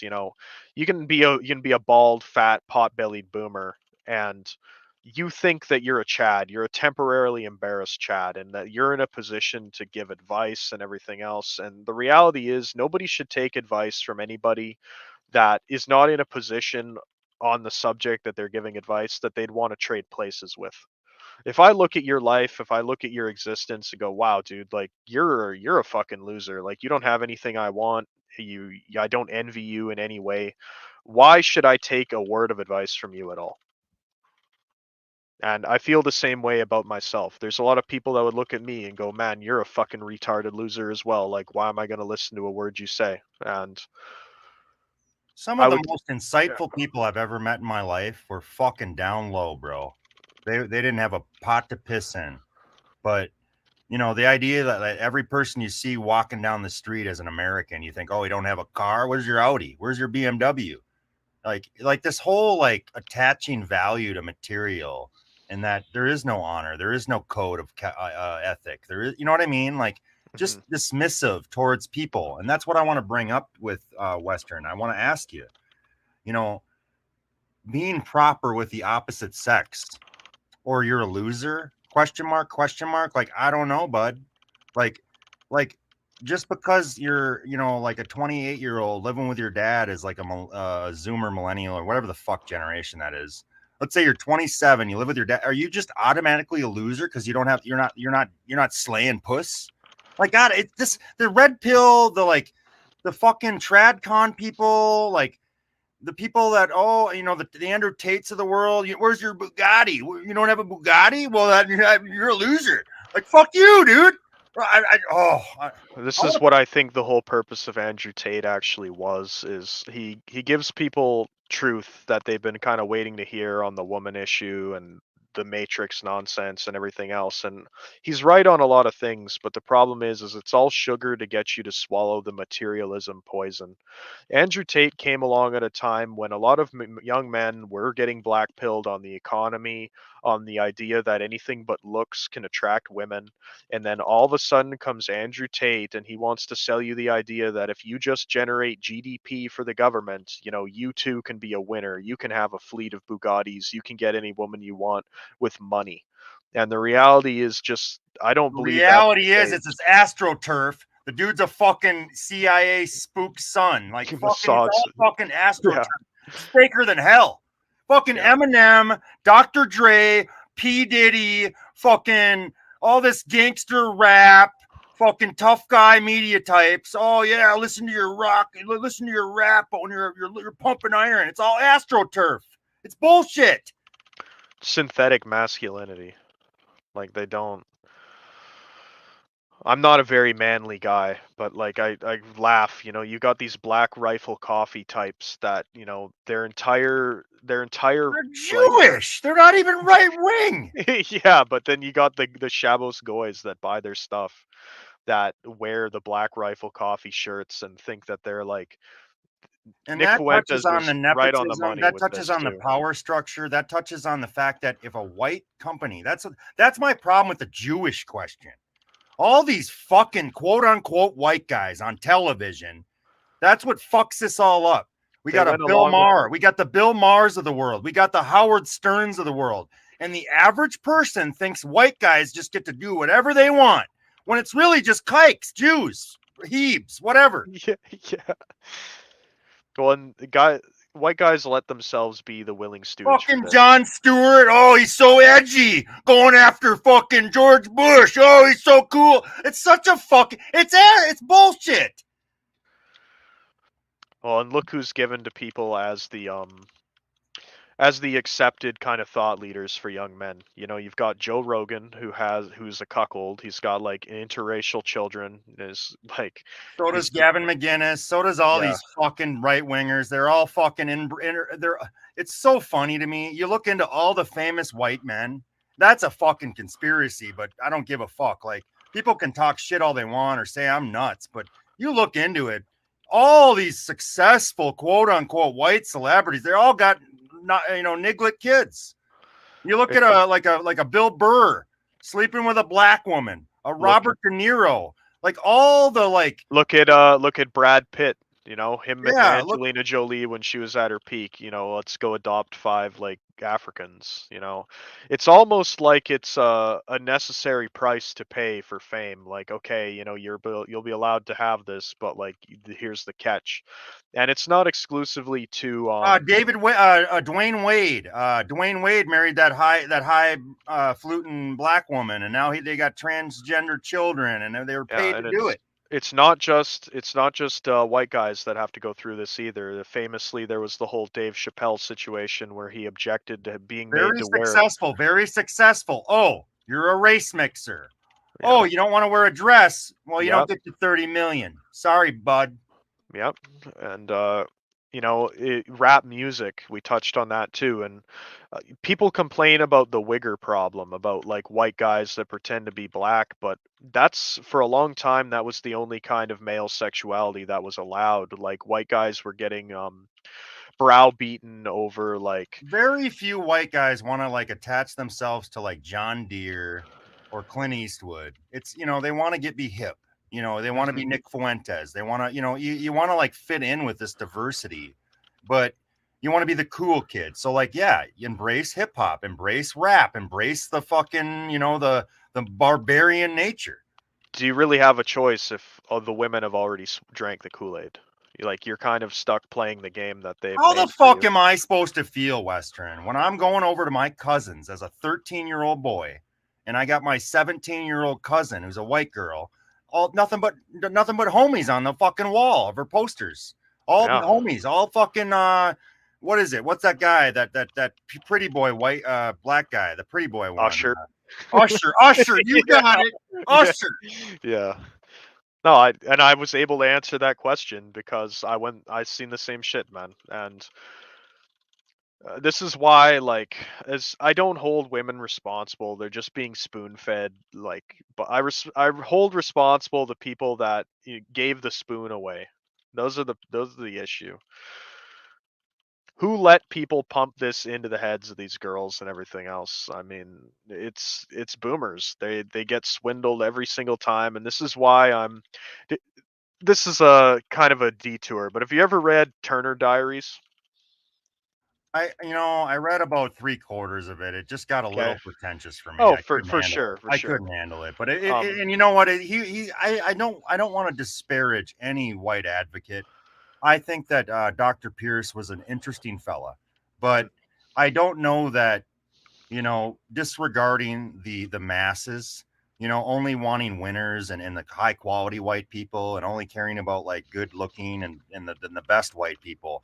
And that when it comes to wignatism and racism and white supremacy, that's my rub with some of these guys. Like, I care about innocent children or just my fellow being, my fellow white person. And just because they're not wealthy or educated or come from the best, you know what I mean, like, just yeah, it's that's my the problem with elitism is a big the issue. elitism with Pierce. Was a little annoying, but interesting fella, smart guy.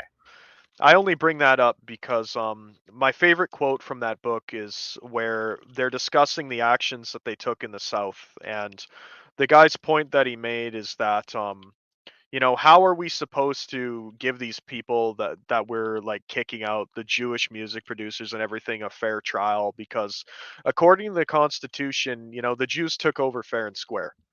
Okay, like the people had their chance at self-governance and they fucking blew it. Okay? So my thinking is that just like once you accept this kind of democratic system, this all men get a vote and everything, that's the beginning of the end because the original lie was the idea that like all men are created equal. And that's just not the case. Sure, under the law, whatever, like, you all face the law the same way, sure. But the idea that every man should have the same rights and everything else is nonsense. I would gladly give up my vote and the votes of all the other kind of like middling to low tier men if it meant that women no longer got a vote kind of idea. Like, I have no problem being in a position where, there's like a hierarchy and I'm not on top of it. My problem with the hierarchy that we have now is it's like an inverted one where, in my opinion, most of the competent people are expected to drag around like the dead weight of all these other people instead of letting them like suffer the consequences of their poor decisions. And I don't Well, think that can last. that's my fucking rub with this right wing shit, bud. Like, Yeah. the fucking '08 crisis, too big to fail. Like, and now we're all talking, oh, bootstrap. It's like, wait, I want to bail out. Like, fuck you, dude. Like, oh, you get all this money, and we're supposed to be about like about capitalism and about all this, properly running an economy when it's a fucking fraud. They all got money. They all got paid. It's just a fucking lie. This whole like, you know, the idea that like you're accountable. No, like all the major corporations were not held accountable. The banks weren't held accountable. Fuck you. My thoughts on it is that if Uncle Sam can operate at a $3 trillion deficit, why can't I? So I'm a big advocate of, I like calling them debt bombs, and this is an idea that I stole from Sam Hyde. If you've ever seen one of his videos where he's talking about all the credit card companies that he's No, but not going to pay he back. recently visited Minnesota. I didn't get to get out there. I'm out here in Minnesota, and yeah, Sam Hyde's a trooper. Fucking hell yeah, I love that man. Guys, anybody dogging on Sam Hyde, you're just a scumbag. Fuck you. He had a really good video where he talked about how basically the idea is you cannot go to, the only debt you can go to prison for is a child support. Okay, so there's all the credit cards, all these loans, everything. It is basically free money. You just don't pay it back. Which is really the crux that we're getting at with American culture, where like I know guys that run up credit card debt and then just say they never got the item they bought. You know, like there's so Hmm. much scamming going on. I imagine Jews, I mean, with these credit card companies, they're probably just getting free money. I mean, it's not a fair system. The people that actually pay their credit card balances are retarded. Yeah, I and mean, kind if of. let's say you take out a loan too and you pay it off instantly, you'll have a lower credit score than somebody that just makes the minimum payments on time but never paid back the whole thing that they took out. Like people think that we don't have a social credit score thing in America when we actually like pioneered the whole idea. Like your credit score is effectively your Chinese communist like credit score. It's the same idea. Like except instead of, your social opinions factoring in, it's Oh, like you're absolutely. exclusively your GDP. I'm glad you raised this Western decline. You're making a great point that the Western world lives under a credit based system. Like I can't be on X and Facebook and all these accounts and TikTok and use my real name and my real face. Like I'm not going to have any of these accounts. Like they're going to get shut down, and then I'm going to be depersoned. I'm going to be pigeonholed. So like we effectively live in the same system that the right whines about. That the Russians live under or the Chinese. Like shut up, dude.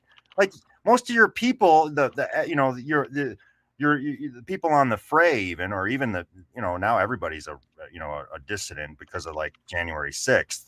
So all of your supporters are literally living under the system that you claim that all our enemies are living under. Like it's all, and Fuentes has pointed this out. I'm not saying anything new. Like Nick Fuentes has pointed this out. We live under a social credit system. Yeah, absolutely.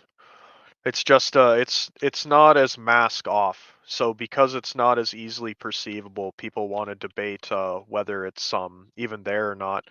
There's this, I forget who said this, like the idea that if you move a mountain overnight, everybody will notice that the mountain has moved. But if you move it an inch every night, in 100 years, people will call you crazy for suggesting that it isn't where it's always been. And that's how this stuff has gotten implemented with America. Like if you look at the Boston Tea Party and all this other stuff. Which you're bringing up a point, Western Decline, that I kind of want to support, like moderates and right wingers, like a Tucker or even a Joe Rogan or like the NRA, because like once you give an inch, they take a mile. Yeah, giving an inch is a sign of weakness, not like strength and compromising. It shows that like you're willing to give up on your position for the sake of peace, and any amount of agitating will just get you to give up more. I mean, I'm not trying to defend, like I'm not a big gun guy. Like I like guns, but I'm not like trying to carry one every day, and I don't want to because I don't. If you do, that means you live in like a black neighborhood. So my whole thing is though is that the stuff that they can kind of hang on to, I kind of want to support the right wing with some of these institutions, because like once they're given up, it's like You're never getting them back. Yeah. I'm kind of with them with some of the stuff, because like you have to like don't fucking cuck on the Second Amendment, because once that's fucking over, then we're really in trouble, guys. Like when it comes to like just basic understanding of America or whatever, like the self defense, the right to defend yourself, blah blah blah. Unfortunately, we're already on the slippery slope of disarmament. I mean, we're already there. Like most people can't bring a gun to you can't go to the bank or the post office, and it's all consumer culture. Buy a lot of bullets, buy like cool like attachments for your Get the firearm. Fortnite skin for your AR IRL. Yeah, yeah, you're just Like, buying more crap that you don't need. um, I'm pro firearm. My point is just that like it's already been chipped away at, right? Like you had the assault weapons ban, and I think it was in the 80s where like you couldn't sell full autos. You used to be able to just order a Tommy gun under the back of a magazine, and it would be shipped to your door with no license. Um, we don't have that anymore. Kids in like the early 1900s used to be they would like take their father's rifle to school for like show and tell, and they were like shoot riflery courses at elementary schools. Yeah, like we've fallen so far from where we were, and things have just gotten worse on our way there. Um, What would you say, Western, about like, you know, we hear about equality and people wanting things to be fair and equal. And we've heard about UBI. And I'm just curious, maybe, I don't know if you're familiar with like a golf league or like a bowling league where they have like a handicap. You know what a handicap is? yeah, you start at kind of like an advantage or Because of disadvantage your over other handicap. people. Yeah. Now, do you see maybe that as a talking point, maybe for the black pillars and the incel community, that loneliness is a disease? Loneliness is affecting your life. That you can't. Sorry, I'm had a cough here. All right, loneliness. Being an issue, a real issue in existence. That sex is on that hierarchy of needs. What Maslow or what? Yeah. Yeah, sex is a need. Loneliness is a real issue. Things aren't fair. There are chads and there are twos and ones out there. Maybe we knew to, maybe that's a talking point. Is that something to consider to get out into the ether? What, A handicap, UBI? no, whether it's UBI, a handicap system, where so that things can be more fair. Is that a fair argument from the incel community, that we need an implementation of loneliness being maybe categorized as a disease, maybe a handicap system of some kind where what's that? There's a consensus of our our genetic how do I say it? I'm stumbling here, but you get what I'm saying with that. Yeah, like you get That I evaluated by a panel of women or like whatever, and they give you a have score. a harder life because of my genes, so therefore I get a bump up. I don't know how. I'm kind of just talking out of my. I'm just throwing stuff. No, I think I've kind of toyed with this idea before in a little bit different way. So in Canada here we have kind of socialized medicine, which is bad for a whole host of reasons. But for example, like if you decide you're trans here, the taxpayer will like pay for your sex change. And I think that if you're going to go that far and you're going to pay for sex changes for these people, then all sorts of other things should also be covered by tax dollars. Like, I don't identify as a balding man. Okay, the taxpayers should pay for my hair implant. Okay, if I have some sort of a dental like a cosmetic dentistry issue, the taxpayers should fix Yeah, my. somebody was in the chat and said a Chad and computer power says Chad and Stacy tax. That's maybe a easy way to boil it down. Yeah, yeah, I like that because I in my experience like working, you get paid more if you're in a relationship. Like your employer's gonna treat you better because by proxy, you're like a stand-in for your woman and child. And if you don't have a woman, if you don't have a partner, you're gonna be looked at as the guy that, okay, well, we need someone to come in on Saturday. How about you? Well, somebody's got to get paid the least. How about you? Okay, like you're always the thing that has to give. Okay, it's always going to be the straw added to your back until you break. And I'm so much a believer of this. When I get back into the workforce, I'm going to start lying. I'm going to invent a whole fictitious family that I don't have, so when I'm applying to jobs and it comes time to negotiate wage or whatever, I can tell them, like, unfortunately, like, I have a family, like, I've got mouths to feed. I can't do it for that amount. And I'll be able to do it shamelessly with a straight face. And this goes back to just my point earlier about like the people that make the responsible decisions are the ones that get punished in our current environment. Okay. I didn't have children that I couldn't afford with women that didn't like me, that wouldn't I stick want to around. mention something quick.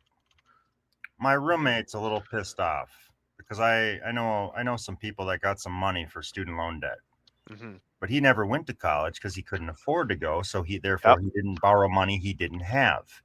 This resentment is just, I think, part of that, right? Where Yeah, same dynamic. You make the responsible decision and you get punished for it, especially if these people's student loans get forgiven. The second I'm like 99% sure that student loan debt's getting forgiven, my plan is to go take out the largest student loan that I can, spend the down payment on an RV as my like living accommodation, and pocket the whole student loan, live in the RV, and like just travel the continental North America in the RV. I'll go to like California or one of these liberal states where you're allowed to steal up to $1,000 and it's just a misdemeanor. Live in an RV where it can't be repoed because you're on the road with it. Make absolutely no payments.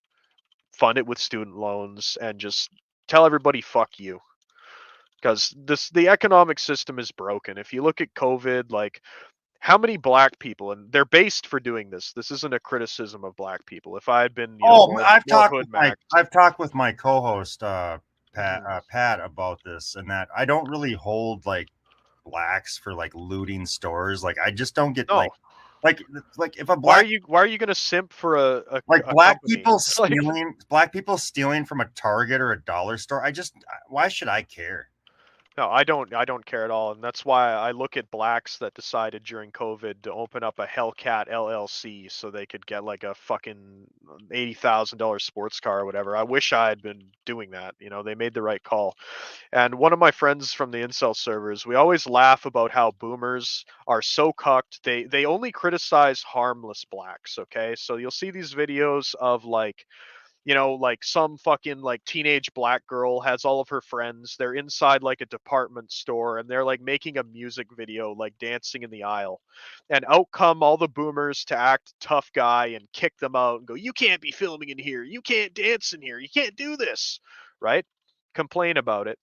But then when blacks are like looting the store, all these people shut the fuck up and they never say anything to them. Same thing with boomers. You ever see like a ride out where all the black guys, they'll like all get on a bunch of like dirt bikes and quads and they'll all ride as like a giant pack through a I city? fucking laugh at that shit. Okay. That's just Yeah, funny. same thing there. Like that looks like fun to me. I'd like to join up. And once again, you got all these boomer cucks throwing a tantrum about it. You don't have insurance. It's too loud. What if you scratch my car? You can't be driving that there. And what do they Okay, do? why should fucking my millennial brother-in-law get fucking angry when he gets jammed up for no insurance, is put in jail for fucking 2 days? When you got homies fucking doing wheelies on dirt bikes without registration, like you Yeah. imagine me giving a fuck what a boomer thinks. Yeah. No, that's what I'm saying. But at the same time, the boomers come out and they complain about that because those are like peaceful people just trying to have a good time. What don't they do? Like if it's like a takeover like you get in California and some of these other places where they shut down an intersection and do like donuts and stuff. Now the boomers are all quiet because it's like obviously like violent and they're like flouting the police instead of running from them. You see this dynamic like all over the place.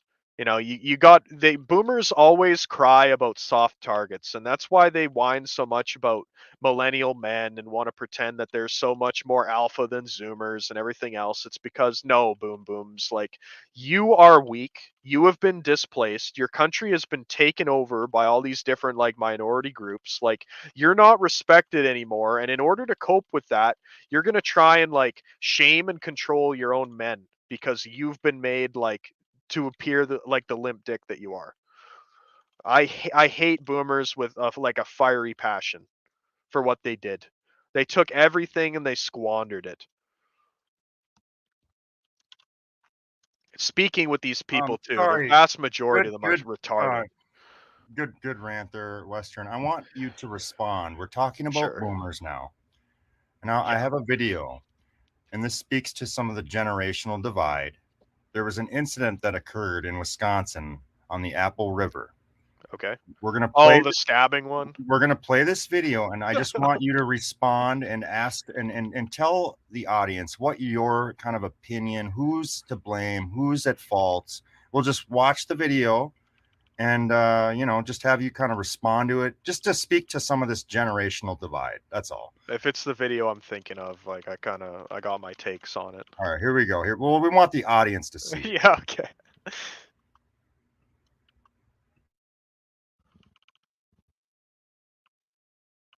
Oh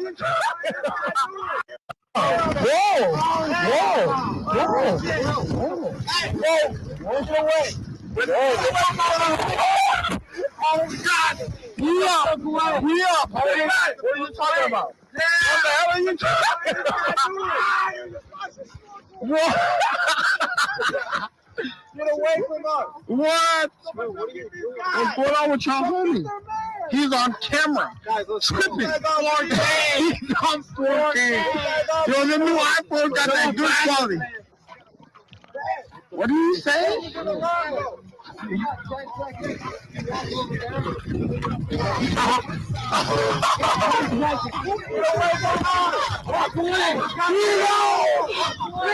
what the hell? Who is this? Yes, yes, yes. Further culture. Further culture. Who is that? Further culture. Who is that? Who the hell is this? Bro, doesn't matter. He said he was looking for a little girl. Yeah, that's exactly what he said. We're gonna out. I even have that part on camera. What the hell is this guy's problem, bro? We're trying to have fun. He's gonna claim you. He's gonna claim you. We don't want this one, bro. That is on camera. You don't care, oh God. Oh God, oh God,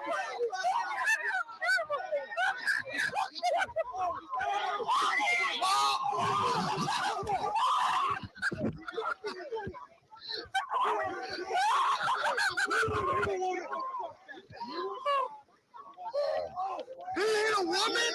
He ain't a woman. You ain't a woman. He ain't a woman.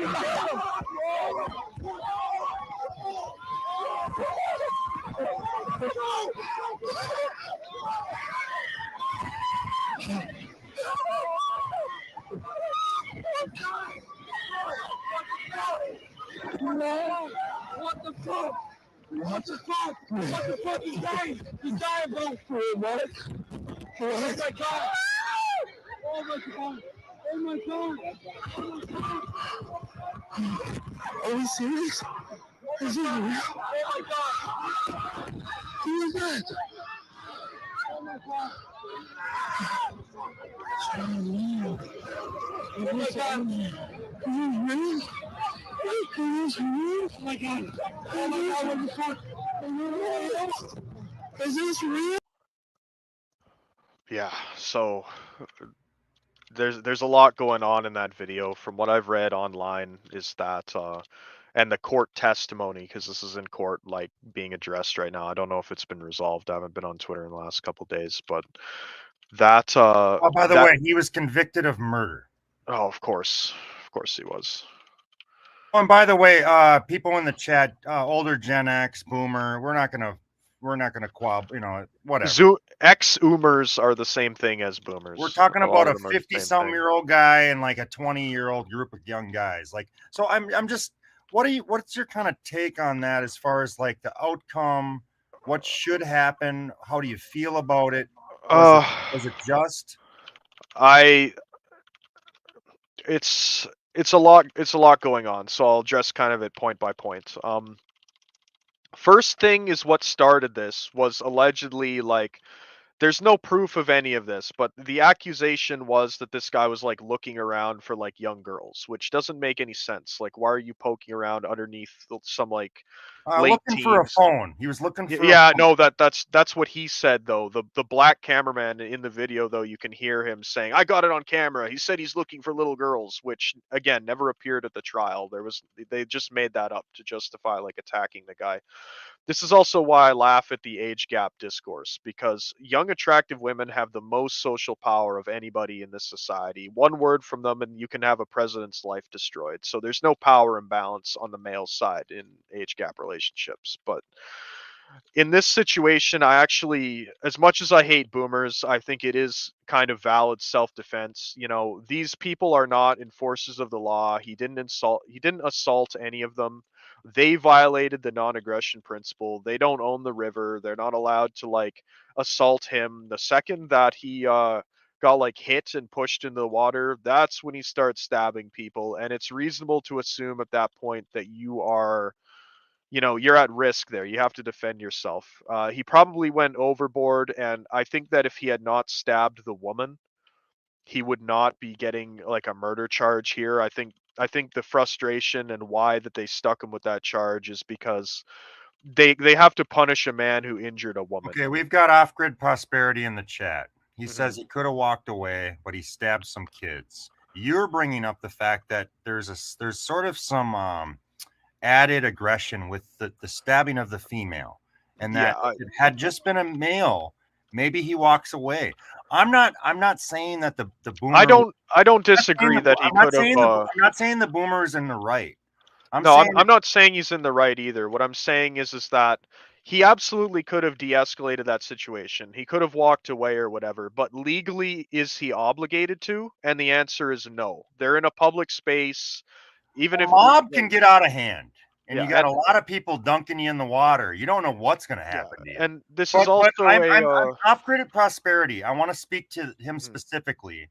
Your comment, I agree with you. There's no like, hey, I got a knife, leave me alone. There's no trying to get out of that situation. But we're talking about America. We're talking about freedom, and he has a right to be there.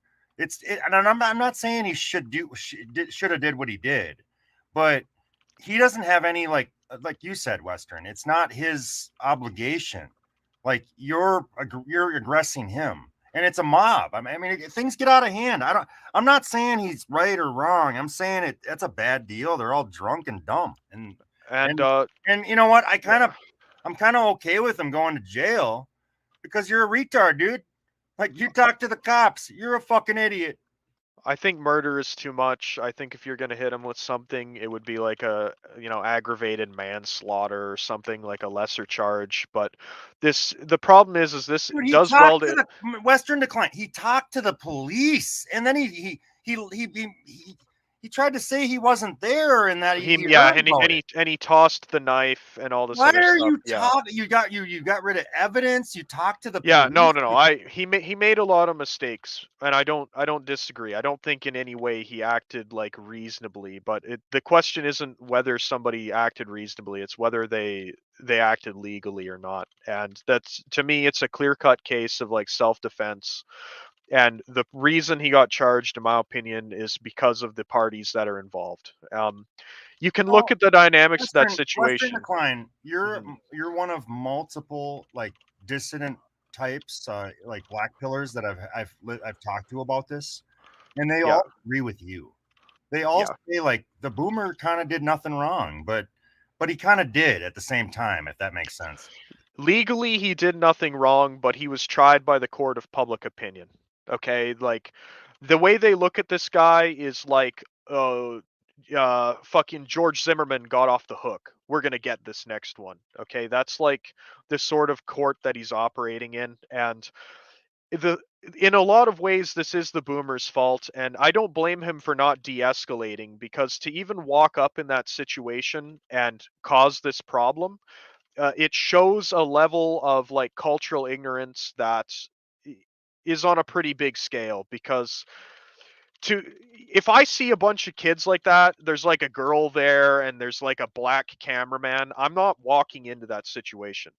Okay, that's a powder keg. Okay, you're walking into a big problem there. You ever hear that Tupac quote where he says, "Bitches get horny, niggas die"? Well, that's exactly what happened here.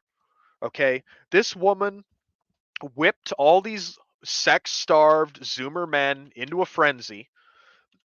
Okay, like these guys basically had to attack him because they had the Rudy Poo with the camera egging them on, who will not allow the situation to What be a hot take, de-escalated. bro. What a Okay, fucking hot take. Good shit. you got this guy screaming in their faces, raising his voice, making accusations from behind the camera, saying he got it on camera while lying. The woman is in the guy's face. What if they're actually scared of this 150, 180 pound, 5'5" fat boomer who's drunk, stumbling around in a river? If they're actually scared of him, why is this woman in his You know, face 2 inches away from him? Western Western Decline, you're bringing up a great point with these sort of out of hand gatherings. It's always a woman instigating. If these were men only spaces, men would conduct themselves like, and women were having children at like home, and it's like this old order thinking. It's like, I get it, it'll never happen, but the reason all this takes place is because of pussy. Yeah, they all have to do this because that's what she wants. She wanted that guy punished for daring to attempt to usurp her in the social hierarchy.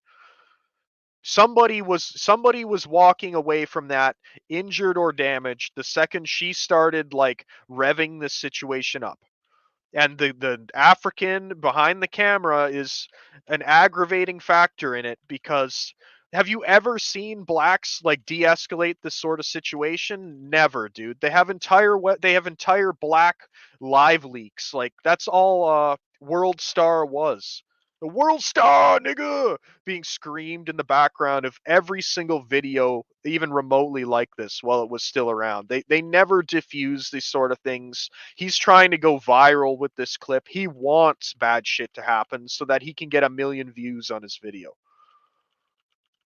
And that doesn't make him guilty of anything, but like you have multiple parties here throwing fuel on the fire of a bunch of drunk, sexless, like Zoomer boys that are all trying to curry favor with the middiest mid that ever midded who wants war between these men. It's a sad situation from all angles. Some young people that should have known better and didn't lost their lives, and a boomer that is too retarded to be out in public without a handler caused it.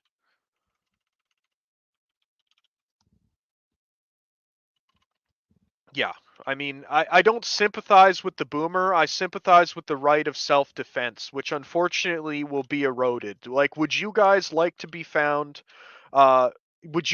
found guilty of murder because you defended yourself against a pack of people and there happened to be a woman in that pack of people? I wouldn't. So I have to side with the guy reluctantly. It's not like a proud moment. He made a lot of retarded mistakes, but it was not proven in court that he was, an alleged pedophile or he's looking around for a little girl. He says he's looking for a phone. If the guy had called the police himself, if he had not like hid the knife, if he had not stabbed the girl, I think that the outcome of this case would have been very different.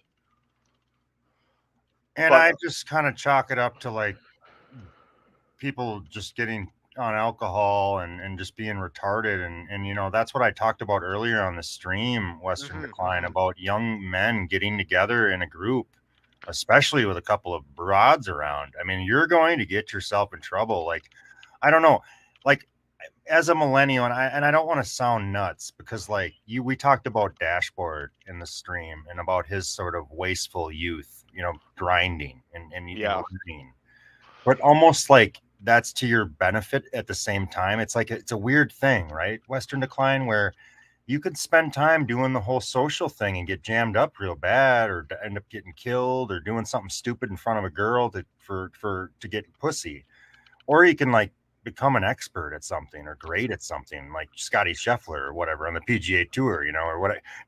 It's kind of funny though, because like he's like the greatest golfer in the world, and he's got like some midwife, some mid woman, and he's on like TV saying how he's going to leave the Masters if his kid's born, and You know, he's saying like all the right things, and he's like this good man, and he's got this midwife. Here he's like the best golfer in the world. It's Yeah, amazing. and what's your reward?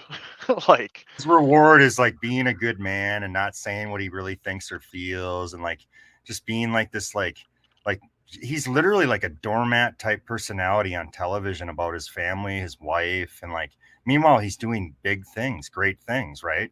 But yeah, like he's in a position where he could have an ego and it would be justifiable, and instead he's playing yeah, everything which for kind of show. bothers me, Western Decline, about power and money and influence. When you get people who have stature, when you get guys that have they're judges, they're you know, like with that I've mentioned in the past about Kyle Rittenhouse, the attorney, worrying about what the papers are saying. You're a judge. You can do whatever you want. You're Brad Pitt, you're Elon Musk, or you're Donald Trump. But here, Donald Trump, the entire presidency is trying to get like media to like kind of like him, like the New York Times, and like get Times Magazine to write a nice piece about him. It's like, dude, why do you care? You're a billionaire, fucking a hot, you know, Eastern European woman, and you can do whatever you want. Like this obsession with or not upset. It's I'm kind of all over the place again, Western. No, But you're right. It's what a I'm getting, fixation on a public image that will well, never you're be in your you're a favor hot and can be shot. Do revoked what at you any moment. think. Do it. Like me and some of the other black pillars were talking about this. You got some of these high shot big shot golfers. Even they wear all the ping in the Callaway. It's like, why do you like? You can wear whatever you want. Like Tiger Woods has his own brand. Like Yeah, and my favorite golfer, I'm not into golf, but from the outside looking in, my favorite golfer is that John Daly guy that just fucking like gets drunk and eats like candy and shit well, while even playing. even him though, and I'm not obsessing with golfers per se. Like he had to like clean up to get that Callaway deal or whatever he signed, you know, and stay sober. But it's like guys who actually have half a million in the bank don't really say or do anything. It's really weird. Well, I think a lot of this can be answered with the idea that I've heard before that, you know, these people have these unlimited like American Express black cards or whatever, like they it's the money is there providing you spend it on stuff you're like allowed to spend it on. And we found out with the Kanye thing that the second you kind of start like bucking the system, like the system bucks you, like you get debanked, you lose your like endorsements, your sponsorship deals and everything. So I think there's the illusion of wealth, and that's what a lot of these That's people why I have. kind of like the Kyrie Irvings of the world and the Aaron Rodgers of the world. Even though they're kind of like retarded and say dumb shit. I mean, they're not really doing anything that crazy, but they're kind of like pushing narratives against the regular. You know what I mean? Yeah, What? well, even Kyrie Irving, he had to apologize, right? Or they weren't going to let him play But basketball he was anymore. that good. He was that big of a shot where he didn't take the shot or the poke or whatever. Hmm. Like he played all the home games and then he couldn't play the visiting games. Like I kind of think I mean, yeah, it's not much because all these hotshot superstar athletes, celebrities, music industry, whatever it is, they're mostly scumbags. But when you get some of these like Dave Chappelle's of the world who says, you know what, I ain't wearing a dress. I'm gonna go to Africa. I'll see you later. Like I kind of like that. Like I mean, it doesn't happen too often. So when I see it, I'm like, yeah, Spines are very rare in 2024, yeah, absolutely. unfortunately. And I think what ends up happening with a lot of these people is that they have lifestyle inflation. I've seen it with my sister. She used to be satisfied with the lesser things in life, but like I said, she's very attractive. She dates guys with a lot of money, and now like you get this lifestyle inflation where once you've experienced the finer things, you can't it's difficult for certain people to take a step back. You can't go back and enjoy the cheap shit because your palate, your senses have been ruined by the best stuff. And I think what a lot of these guys end up happening to them is they're owned by their possessions after a certain point where they prefer to have the quality of life that they currently have continue forward than have to make concessions in order to, you know, make a stand on different issues like this. So I can't say I wouldn't necessarily do the same thing in their position. It's, you know, it's easier said when you don't have the stuff, but it definitely makes you respect the ones that are willing to take the hit. Like I think Kanye's, fucking retarded for the most part, but I still liked seeing him air out, a lot of the issues. Unfortunately, it doesn't seem like he did such a good job of it because he came across kind of like Ryan Garcia recently, where you said the right stuff, but then you discredited it by acting crazy. So, All right, Western Decline, I'm about wrapped up. I really enjoyed our little chat here, and I'd like to do it again in the future. I've been kind of MIA of late, but you should come back. I'll be more prepared. I'll have more reaction videos, and I've been really lazy with this stuff, guys. I'm sorry. I'm gonna get back to streaming, but I've been on an extended vacation because fucking this world is so gay. I'm just gonna go golfing, go fishing. I'll see you later.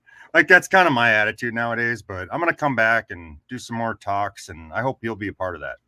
yeah, for sure. So before you go though, I want to do kind of like a speed, kind of a fastball with commentators. I'm gonna ask you. I'm gonna throw out some names and just give us your take. You don't have it can be long, it can be short, whatever you want, okay? Yeah, sure. I got like a half dozen names I'm going to throw at you. You just kind of well, I don't know, we want to hear what you think. We're going to do gossip hour real quick Okay. before you're out. What are your thoughts on Depressed Unwanted Man? I'm not familiar. I can't. All right. No, I think I'll have to check out his channel and answer that next time. How about let's do Andrew Tate real quick. Andrew Tate meant to far from help men escape from the Matrix. He's there to like get them back on it, back on the materialism treadmill, thinking that they'll be able to buy love. But he's right in a lot of the things he says. Like the criticism recently of like white people is hard to hear, but largely accurate. What do you think of Pearly Things? Mud Shark Grifter. How about the Whatever podcast? I don't think any of those guys are actually incels. I think that they stole a lot of talking points from this community and found a way to monetize it, and they're really just low-key advertisements for OnlyFans girls now. I don't think they're doing any good. I think that they kind of like we discussed earlier when, do you hate women or whatever? Those guys give the impression that men hate women, and whether it's true or not, what they're saying is true or not, it doesn't win any points publicly dunking on thoughts. All you're playing to your audience of 14-year-old boys that want to scream based, which I can sympathize with, but you're not helping the situation doing that. Yeah. What do you think about female talking heads? Maybe besides like Pearly Things, there's probably like like that one lady that used to do that show with Shyla or not Shyla. What's his name? The one who's I forget his name now. I can't believe I can't think of his name. Oh, it's okay. Oh, I'm really pissed now because I want to know like who I'm talking about. He's the big guy on Twitter. Sydney Watson. She used to do a show. He used to do a show with Sydney Watson. Sydney Watson's like kind of what I'm getting at. Sex laptop. That's her. I'm pretty sure. I think that the only female talking heads that I can tolerate are ones that are being puppeteered by men that know how valuable it is to have. Elijah Schaefer. Jesus Christ, you guys, help me out. Sorry. But yeah, I'm talking trad women, Sydney Watson, any of these like kind of tradcon types. Your kind of Daily Wire types. What is a woman? You want to speak to like this type of platform? I think that they should be discouraged, and nobody with a handful of brain cells to rub together should be listening to them. But there are a certain portion of men that cannot be taught anything unless they hear it coming from a woman's mouth.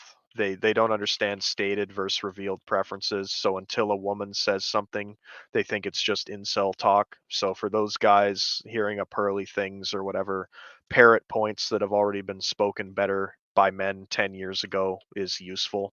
But beyond that, they contribute nothing of value or like anything original to the discussion. I want to add a little to that. I'm sure you're familiar with I Hypocrite. What do you kind of think about like an I Hypocrite as kind of, he's kind of on the, he's sort of on the, he's kitty corner, I'd say to these guys. I'm not familiar. All right, how about the Unfortunately. Crucible Andrew Wilson? I would say he's kitty corner to these people. And that's the guy that calls into the whatever podcast. Correct. Yeah, okay. Uh, I mean, he makes probably the best points on there, but again, it just comes across because he's not attractive. He just comes across as like a bitter incel that like hates women, even though that isn't true. And I agree with his takes. Like optically, he's accomplishing nothing because everything he says can be dismissed as, yeah, well, you're like a fat bald guy, so like you're just mad. Unfortunately, What do you think of Destiny? I think that Destiny is very much like the left wing equivalent of basically Asmongold, if you're familiar with that guy, where he's kind of like a de-radicalization agent for the state, where he covers these talking points that a lot of young people are discussing, and he steers them into like safe kind of areas to discuss it. Uh, he makes leftist men feel comfortable being like polyamorous and like all these sort of things in public because they kind of look at him and go like, well, Destiny, he's like confident in his cuckoldry, so like I'm not going to be ashamed of it. It's the fetish for intellectuals after all. And the only reason he's gotten this unnatural push recently is because he's the only left winger that is still like not pro Palestine. So he's getting interviews with Jordan Peterson and all these other people because of that. When he appeared on the Fresh and Fit podcast, I was not impressed. He got like decimated by Fuentes and looked like an idiot, stammering, scrolling through his phone, trying to let his viewers like argue on his behalf, and just got blown out with information the whole time. Though I still find Destiny less annoying and grating than Alex Datepsych, so he's not my most hated. What are your thoughts about Gerbert's Void? Gerbert is very obviously not an incel. Like, looking at him, that's not a guy that's going to struggle getting women. And I view him as, again, just kind of a grifter who took talking points that have already been talked about by people that came long before I did. Let me ask And, you though, Western, real quick, and I hate to interrupt. Yep. How do you feel about a man like him representing your or others that you enjoy, or people that deserve credit, like the TFL types or whatever? Like, how do you feel about him, kind of as a Chad or as a Brad or as a Uh, normie? there's no like hatred. I just wish Getting he that getting that out into the ether and sort of normalizing your kind of Discord, people, getting them, representing the weirdo Discord types. I I don't hate know. to be mean to I incels. feel I'm not like trying to be no. mean. I understand. I I feel don't like want to be mean to guys. Sorry, out to the incels out there. with Gerby, he's kind of the equivalent of women that claim to be autistic so they can be quirky and not like the other girls. Gerby claims to be a black-pilled incel so he can seem quirky and not like the other Chads. I don't hate him. I just he kind of he has an ego that's too big for himself. He needs to give more credit to the people that actually gave him those ideas. A If lot of you a want lot to, of it is can I stuff ask that you he something? ripped off other people and is selling to Zoomers, which it's like a white Hamza almost. I want to ask you something, Western, about Mhm. her, Gerbert. And I'm not trying to. He seems like a cool guy or whatever. But I'm just kind of gonna ask you about this Nick Fuentes, because we talked about this earlier on the stream.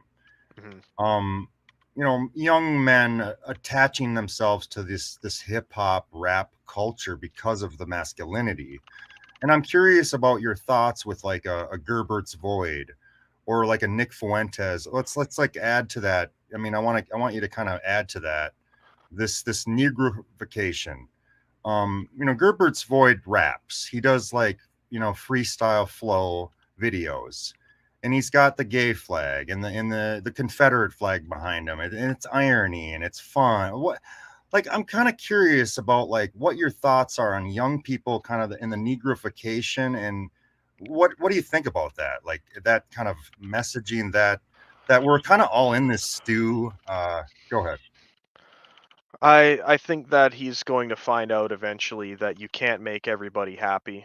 And you can pander to black people with rapping, you can pander to gays with the LGBT flag, you can pander to the online right with your Confederate flag and your Roman flag and other stuff, but you're going to find out when one of these groups attacks you that your pandering was for no reason, and you should have just focused on the ones that actually, are your people. So I can understand why he does it, but I think he'll understand why other people don't eventually. What do you think about the black manosphere? Maybe particularly like a Kevin Samuels and a Coach Greg Adams. I think Kevin Samuels was the best addition to the manosphere that like the black community put forward. He was one of the best, if not the best. He was the whatever podcast before whatever podcast existed, and he did it without disparaging the woman. He came across as like a fatherly figure that was legitimately trying to help them. Some of them would get angry and he'd have the clips of him, like dunking on these girls or whatever, but he was never like trying to make them necessarily look like whores. That it was there if you could read between the lines, but it wasn't like pointed out explicitly. Terms of like black manosphere guys that I see eye to eye with the most, I like Lone Wolf 87. I like True Form. Like those are the guys that I listen to the most. I honestly think Kevin Samuels was murdered because he kind of. I honestly think Kevin I think he was Samuels had murdered the as well. ability. I think I he think was. he had the ability, like fucking what are the names? The famous black guys, Elijah Muhammad and all these other like the ones that were basically like killed off by the CIA because they had the He potential had a, to. and I'm not trying to like lick ass or anything, Mhm. but he had like potential to be great. Like he really could have been big for like black people. Big. He could have had like an internet show the size of like Dr. Phil or Jesse Lee Peterson where he like started tackling the difficult issues in the black community. I really do think that they like hot shotted him with some drugs from the hookers or whatever because he seemed like a healthy guy, dude. He doesn't seem like the sort to just drop dead out of nowhere like that. I like Face and LMS too, but I feel like this community has kind of moved past the idea that, it's looks and absolutely nothing but looks. Because even if two guys are otherwise equal, let's say they're both Well, let me mention something. uber giga I think chads. it's beyond look status, money looks. What is it? Looks, money, status. Because that Yeah. we've created a world where women just don't even need you at all. Really, they just Mhm. can just like siphon money off of you and not have you like not touch your pinky. You know. Yeah.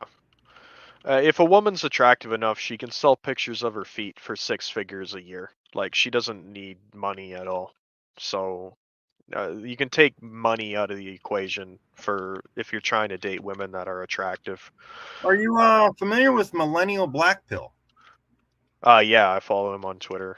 I What do watch you some of his do? You have videos. any opinions of Millennial Black Pill? I like his takes. I like that. I like that he's reasonable enough to see how some of the criticisms of the black community coming from like white nationalists or whatever. It's not necessarily a hatred thing. It's like we're dealing with the same problems now, like single motherhood, thug culture, and everything. Like that's now it's the white community's problem too. It like spread from them to us after it was test ran on them. So I think he's got a good head on his shoulders, and he's right on like 98% of stuff that I've heard him say. Do you have any opinions of Collective Dismal?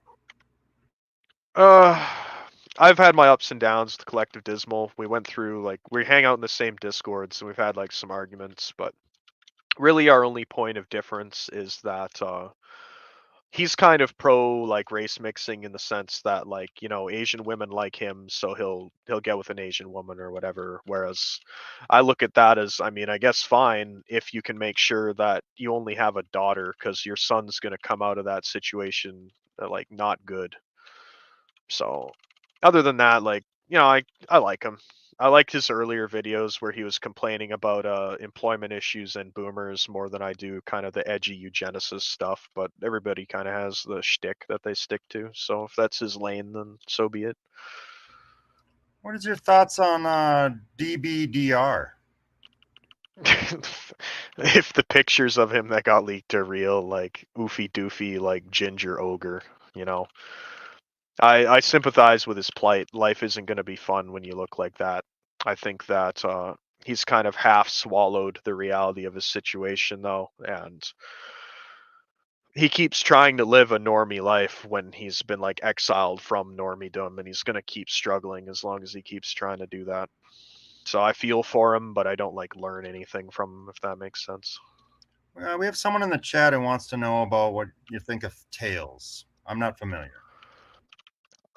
Tails Black Pill, he mainly focused on like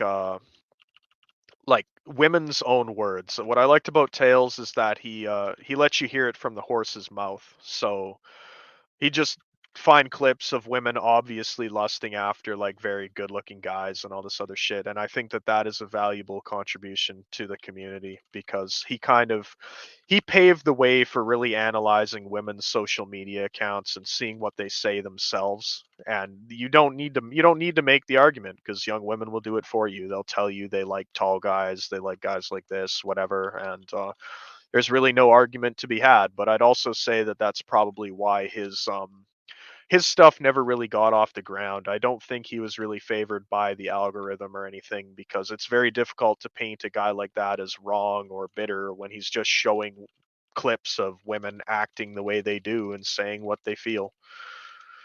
So I like his stuff. I like that he did what he did.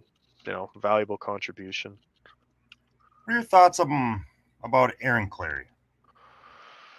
Uh Kind of a retarded coping boomer, like honestly. You know, the girl he got is not particularly attractive, but he's also like short and probably did the best that he could. I think you know Aaron Clary's diamond in the rough is that he's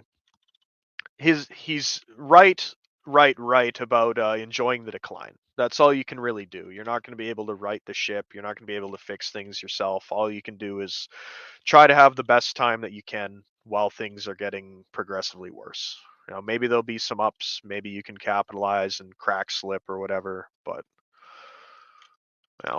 if you take anything away from Aaron Clary, take that away. And the other thing he might be a little bit right about is motorcycle maxing, because the only time in my life a girl ever approached me to give me her phone number was when I was riding a motorcycle. But I stopped to get gas at a gas station, and she couldn't see my ugly fucking face under the Yeah, I little face helmet. disagree. I disagree, Western Decline. I think that Hell by the Dashboard Light is absolutely right on the money when it comes to this whole like tough guy era. White T-shirt with your rolled up cigarette pack and your Oh no! I'm not and talking like your Harley no. I Davidson. see. Like I have I rode had motorcycles. listen. I had a coworker grill me, okay, because I was riding my motorcycle to work, and I don't ride a Harley. I ride a sport bike. And this boomer like was grilling me. He's like, "When are you gonna get a real bike?" Like Oh, by implying. the way, Western, I ride Cafe Racer. Okay, cool. Um, but yeah, I was getting grilled by this old boomer who was like, "Why don't you get a real bike?" And I just jokingly told him because I'm not a real man, and he let it slide after that. But I agree. The Harley shtick is played out, and anybody that gets lampooned on South Park is like a cultural pariah. Okay, so like South Park made you all look like faggots with your exhausts, and unfortunately, like I tend to agree, even though ideologically I probably have more in common with the Harley rider than I do the people criticizing them. But women don't see Harleys as sexy. The only type of women you're going to get with a Harley are going to be like kind of low class ones, in my opinion, at least nowadays. That might have been different 30, 40 years ago. But women are attracted to criminality, and one of the ways you can kind of be dark triad in appearance as a young man is by flouting traffic laws on a sport bike or something like that. You're gambling with your safety to do it, but you make guys that obey traffic laws and stuff like that look like domesticated little sheepdogs next to you, like being a wolf. That would be my advice with that. You might not be able to capitalize on it because you're hiding under a helmet or whatever, but if you need like some confidence or whatever, you might get a woman to approach you riding one. You know,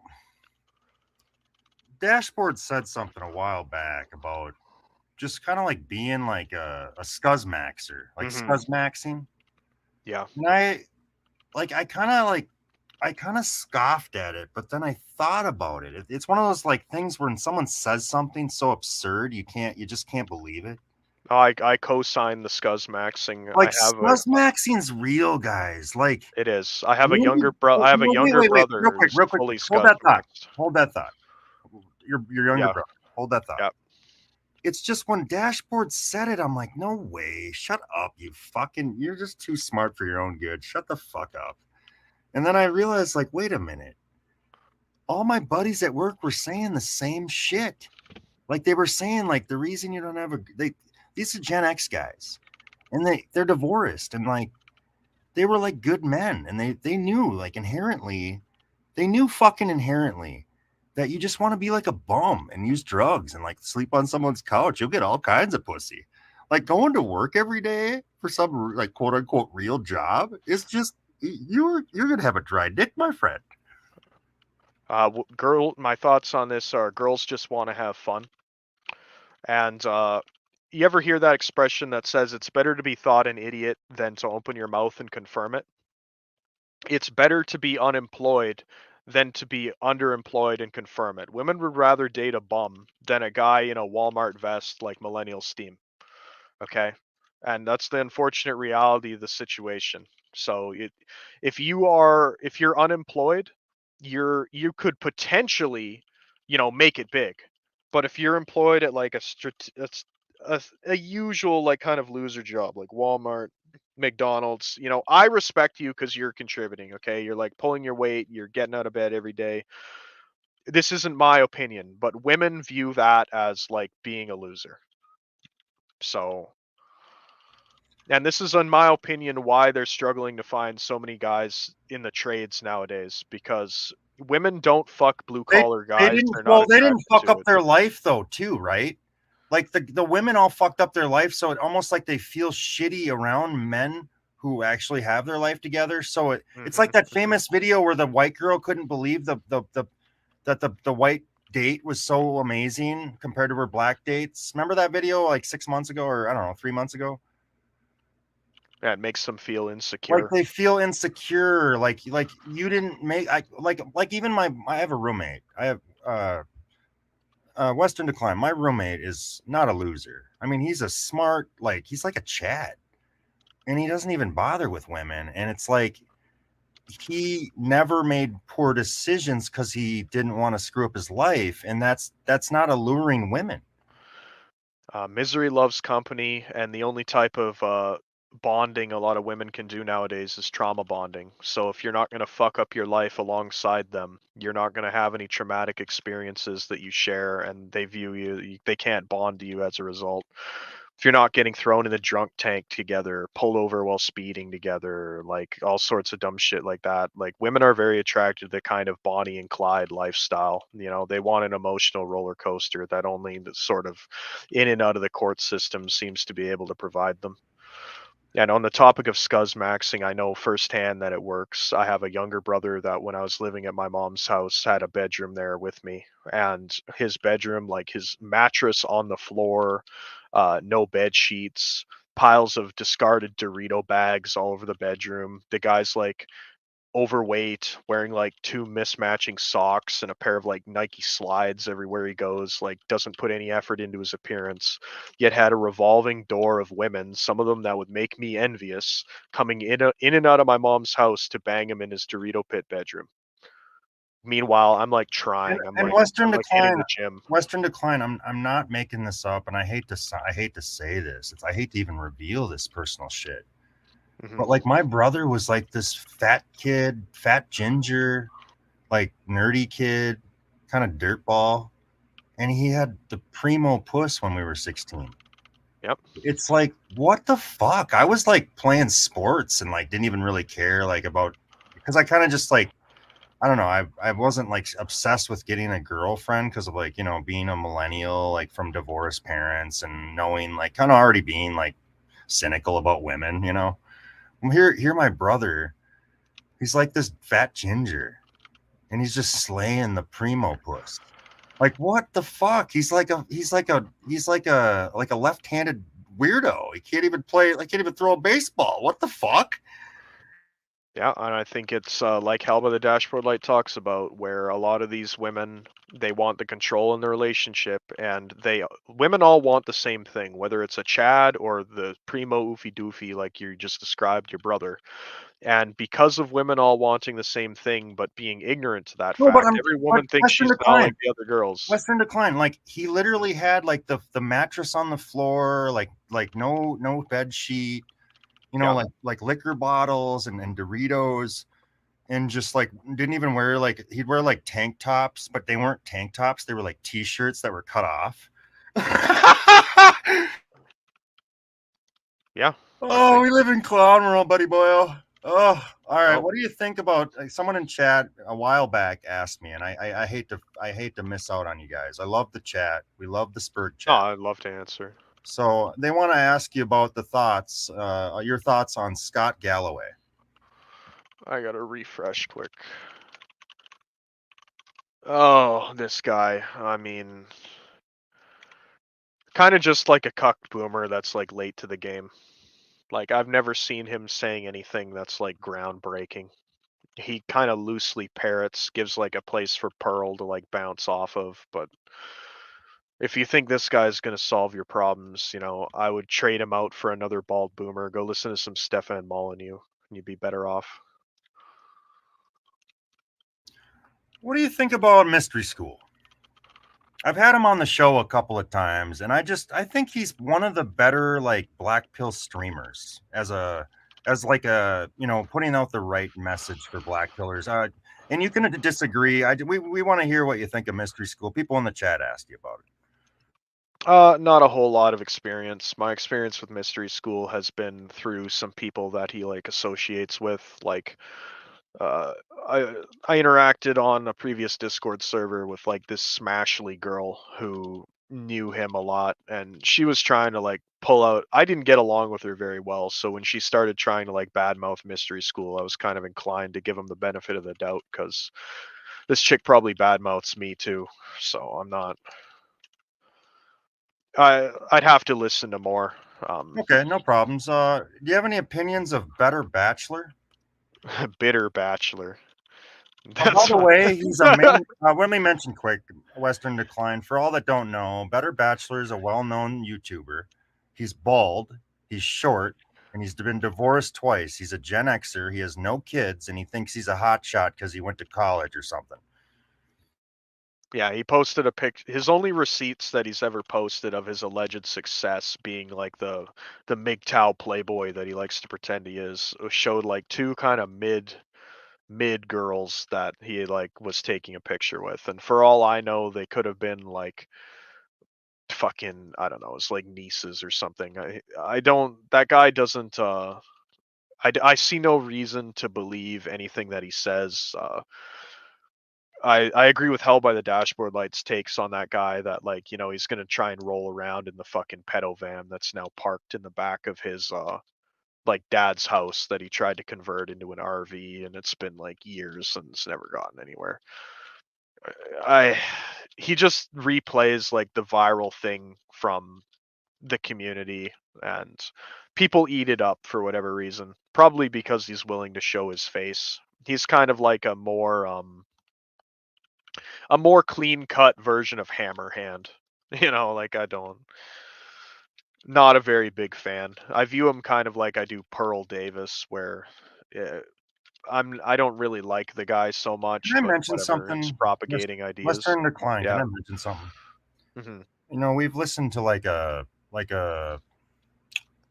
Gerbert. What is it? Gerbert Void. Is that Yep. his channel? Gerbert Void or a Nick Fuentes. Now we want to maybe I'm going to throw that those two names at you, right? Now let's kind of like throw at like a Hammer Hand and an Aaron Clary. Like, do you see what I'm saying here? Like with this stark difference with attitude and generational gap. Yeah. Well, you have boomers that may have had success at some point and now can't get success anymore and are salty about it. And then you have young guys that never really had success despite being, on paper pretty good guys. And it's a very different outlook. You have the once hads versus the never hads. So I'm gonna end up with these different outlooks on things. I side with like the younger guys because that's who I relate to. I never had any of this shit either, so I can't look at it with the rose tinted goggles of boomers and be like, man, women used to be so much better. I never seen that side of them. So What do you think about First from Incel Maddox and that documentary that he put out? How do you feel about kind of how his angle at this issue? Do you think he's, what are your thoughts? I mean, I have a lot of respect for First. I'd like to consider myself a friend of his, and I thank him for. I've always had like a very kind of scientific mind of things. So the fact that he compiled all that information, put it in one place, and he did a lot to help my mental health because I knew at that point that this wasn't I mean, it's a me issue, but it's a me issue that's a result of a larger societal strata. Isn't So Can I mention something? Isn't that part of the black pill Western decline? Like it's sense of relief that you're not as big a loser as you thought you were. Like that's kind of what I'm seeing. Like with the black pill, the it's black like pill's like having your grandfather pat you on the shoulder and say, "It's not your fault, sonny." well, like yeah, like you're with the black pill Western decline. I realized, and I already kind of knew that I was never going to reach the heights of my father. I mean, he was 6'5", he was successful, he had great income, he had, everyone liked him. It's like I'm never going to be as cool and awesome as my dad. He's so fucking big. And it's like I had this like in instinct. I kind of knew it when all the years that I growing up that I was never going to be like that. It was a little demoralizing, but at the same time, like stumbling onto the incel community, and especially for a millennial or anyone in there getting on to 30, or if you're a full grown adult and you're not having the success I really just think expectations, and other people have mentioned this, the TFL and in the incel community, but like that expectation is really the issue. It's that like people not getting like all these guys that are playing video games supposedly and not getting sex or whatever, they're not really like as big of losers as we make them out to be. No, it's that Eastern philosophy, man. Desire is the root of suffering, and when you can kind of see women for what they are, it makes it easier to do without them. It never really goes away, or at least it hasn't for me. But it has at least helped me stop agonizing over, what if I did this differently? What if I did that differently? And the truth is that if you're the right guy for a girl, it'll be borderline impossible to fuck it up. You can probably smack her in the head with a cinder block and she'll still stick to you like glue. So this idea that you gotta just, hold frame, no game, and play all your cards perfectly, I think is just wrong. And it helps you stop beating yourself up over the little mistakes you may or may not have made, thinking that how things would be different if you did it a little differently, and it lets you know that it probably didn't matter, and you can relax. What are your thoughts on Anthony Dream Johnson, Is that the guy in Brazil? president of the Manosphere? Let me look him up He, quick. he thinks he's an alpha and that you should send dick pics to every girl that you know to get a girlfriend. Oh, this guy. Yeah, I'm not. He does tweet that out a lot. He's tweeted out multiple times in the last year that if you want to get a woman, you need to send a dick pic. That's Well, okay. if you're not sending a dick pic, you're not alpha. I see. Now this is a bit of a rabbit hole, so I need the floor for a minute, okay?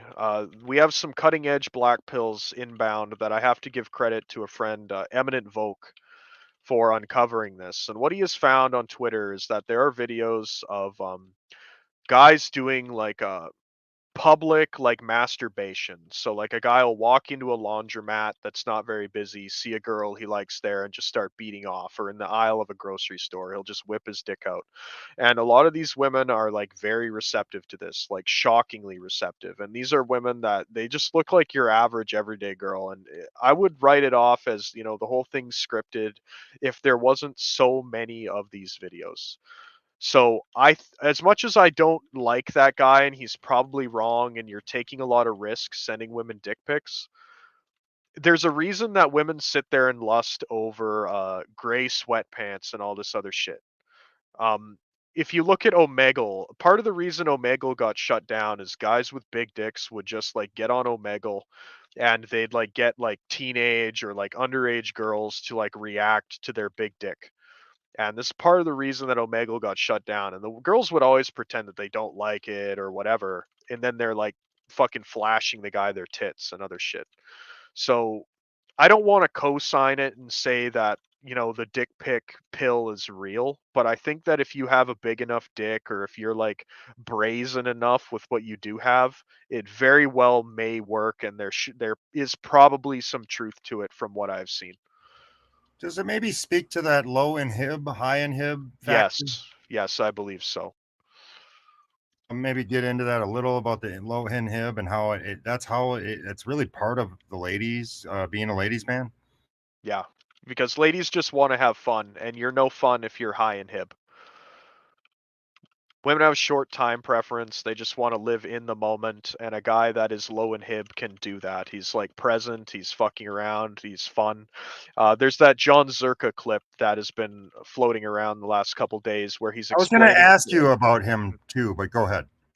he's explaining to this girl that him being wacky and shit like that, it's all like testing the woman's reaction to see how much he can get away with. He's like pushing her boundaries, and if she lets him push him, then he lets him gauge how much he can get away with sexually as well. And the thing that I like about John Zerka is that he's very open about the fact that like late teenage girls are like the ideal. I don't think there's a single guy in this community or in the world that will not openly admit that. How can I mention that? Like, how Mhm. can anyone push back on John Zerka when he's just stating like he's like the head honcho when it comes to like the whole fertile women and like saying, hey, wait a minute, Tate's a fucking loser. He was swindling men and he's going after mid women. Like, fuck that, dude.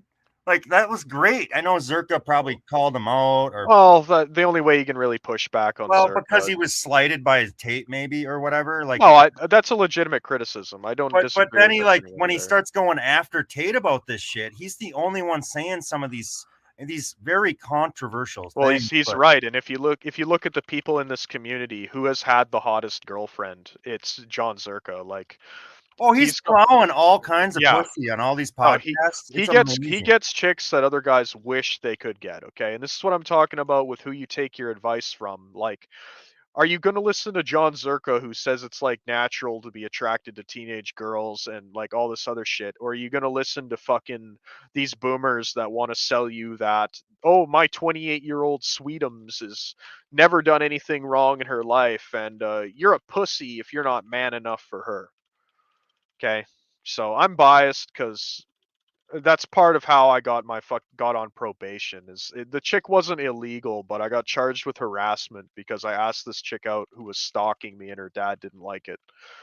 So I agree with Zerka because he speaks what's on everybody's mind. Okay, like Teenage girls are hot, okay? There's not a single man that didn't want his dick sucked in high school, sitting here and pretending that like these busted ass 25-year-old white women with fucking crow's feet, caked on makeup, fucking Well, they got fried hair and all the this other tramp shit. stamp. The tattoos, the baggage, fuck right off. And this is what I was trying to touch on with the muscle mommies nonsense earlier, is that the only safe sexuality for men is to pretend that you're attracted to these tattooed, masculine, borderline middle-aged women that want to be men. And that's why you're seeing that assert itself. I had the younger sister. I know what my sister was doing when she was far younger than any of these girls. I know that my mom was covering for her, so I'm not under any illusions about what age women become sexually active. I don't know if it's the same where you guys live, but they hand out free condoms in the washroom to fucking 8th graders here. So this whole idea that like kids are non-sexual. I grew up watching Teen Mom and 16 and Pregnant on Much Music and MTV. So things have changed a lot in a very short amount of time. This whole women aren't fucking Well, developed wait a until they're minute. Like, I, 25 I is keep- I see nonsense. people talking about in the chat, and I'm not sure what they're referring to. But when it comes to Hmm. teenage girls, like it's all about like like pornography, barely 18. Yes, yeah. Like, I'm just so tired of like people worried about like, oh, what will people think of you because you want to like have sex with an 18-year-old girl? Like, well, there's a line. What's the line, right? Okay. Well, Okay, let's say the line. No, wait, wait, here, wait, wait, wait, go real ahead. quick. Let's say the line's 18.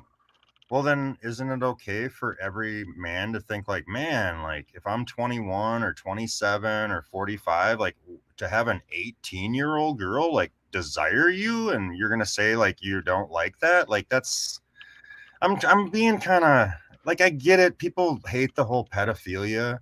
And I'm not saying like people should take advantage of like underage girls or go prowl like high schools. That's awful. But like every guy wants a fertile woman to like spread their seed or whatever. And then like I don't know. It's just normal. Like shut up, people. A lot of it is guys trying to pander to women. Guys that could never pull one of the girls this age in the first place want to pretend that anyone that can is a predator. And this is what I was going on with the age gap discourse earlier, is that And by the way, real quick, mhm. I'm just getting triggered now reading the chat. Like I'm fucking pissed. Because like everything I read in the newspaper, or not newspaper, but my smartphone, Mhm. I'm pulling up Yahoo, and it's women raping young boys. Yeah. Like the idea that men are Well, these they never even call it rape well, either. men are awful predators. Like, yeah, but women are so great and wonderful and virtuous. They're literally every day I read a white woman is raping a 14-year-old kid it's every day. Yeah. And you know that if it was happening, men doing it, it would be in the news too. But I remember being a 14-year-old boy. I had hot teachers at school. I wish, I would have got it in. I wouldn't have bragged about that to my friends. I would have gone to the grave with that information, okay? I don't know. I think a lot of it is like jealous parents, like some beta dad finding out his teenage son is fucking smashing the teacher and like whines about it, or the mother, not my little boy. Okay, but like women have the exact same shit. I don't know if any of you guys ever seen that show that used to be on television. It was called Pretty Little Liars, okay? And it was based around like teenage girls in high school that all had the hots for one of their male teachers. Okay, like a lot of this shit has changed in the last couple years, and people want to pretend that it just isn't that way anymore. And biology doesn't change that easily, you know. And if you want to use 18 as the magical number, like 18 is actually high historically, and like even nowadays, 18 is the general accepted age in America. I'm in Canada, it's 16 here, and if you look at Europe, in a lot of places in Europe, the vast majority of them, it's like 14. Okay, and you're doing people in general, I think the idea of trying to paint attraction to teenage girls like this as pedophilia is a concerted effort from the Rainbow Crew in order to normalize their actual pedophilia. Because if you're able to stigmatize attraction to 16, 18, whatever year old girls and go, this guy's a pedophile, you're classifying effectively all men, whether they admit it or not, as pedophiles. Okay. And if you can get guys to admit, I'm attracted to 16-year-old girl, I'm a pedophile, then it's like a Trojan horse for normalizing all of the actual like child diddlers. Okay. And these people, again, it's boomers going after soft targets. You'll criticize the guy that admits he's attracted to 16 or 18-year-olds, but you won't say a single thing about rabbis sucking freshly mutilated baby dicks in New York, giving the baby herpes and the baby dying. Won't say a word about that, but if you act scout a teenage girl, you need to go into a wood chipper. Okay, these guys are intellectual cowards that can't even be honest with themselves. These girls don't all of a sudden become unattractive to you because you're older than them. Who's that? The famous musician or something had that quote as like, high school girls are great. I get older, they stay the same age. And a lot of these boomers are turbo hypocrites too, because they all grew up listening to music like John Lennon, the Beatles, and all these other guys. And these guys had lineups around the block outside their fucking makeup trailer of teenage underage girls to sleep with. And the boomers all idolized all these guys. And now they want to like pull the fucking ladder up after them like they do with everything else and act like that's like a fucking an insane thing. And you're sick in the head for thinking about their little sweetums like that. Meanwhile, they were getting their dick sucked by 15-year-olds at Woodstock. Okay. Like boomers are the last fucking people that should ever be listened to on just about anything, especially this shit. They're buying their 13-year-old girl a fucking contraceptive for her 13th birthday because mommy thinks she needs it. And then they're going to criticize you for asking her out when she's 18. They're morally bankrupt hypocrites. What's your thoughts on wheat waffles? Yeah, I mean, I laughed when he got kicked off of campus. I think that there is a market for selling men face ratings, but another man's rating is meaningless. You know, what matters is what sort of rating women will give you, not like him. And women aren't like truthful about these sort of things. They have their stated preference and revealed preference, and paying them for a stated preference would be pointless. So paying wheat waffles for his preference is, I mean, honestly kind of sus. Who wants to sit there and look at faces of men? Tradster's asking you. I mean, we can't, skip over Vaush, I suppose. He wants to hear what you think of Vaush and those types of people.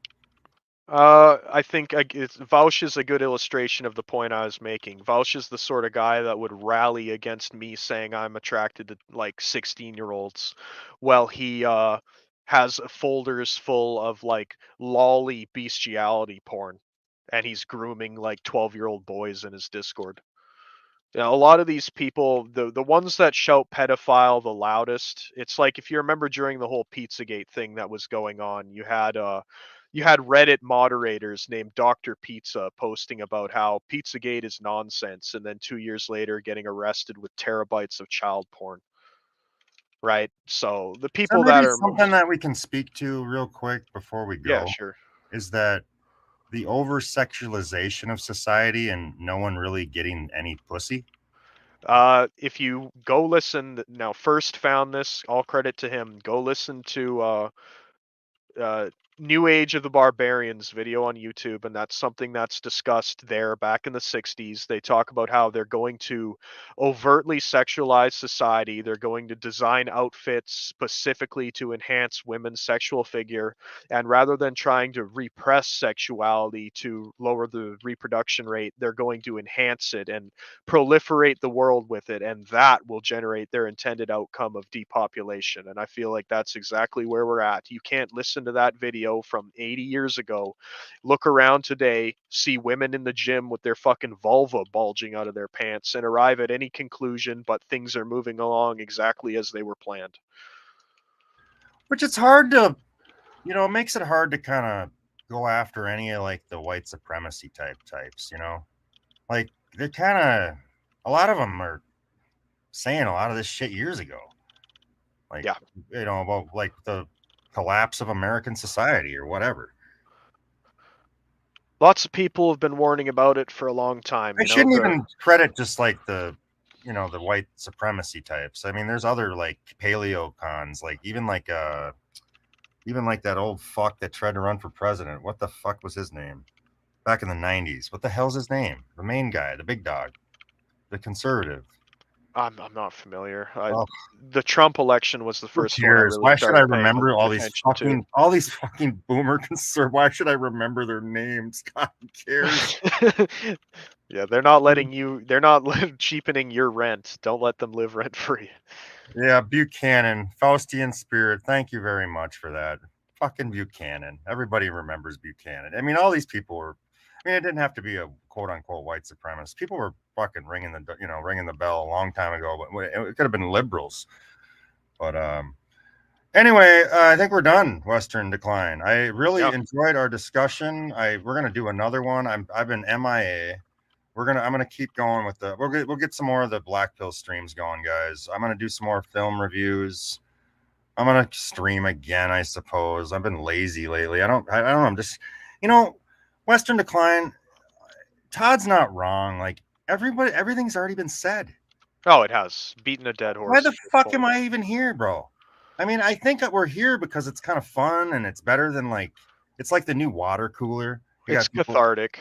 Yeah, people are in the chat. We're all like, it's misery loves company. We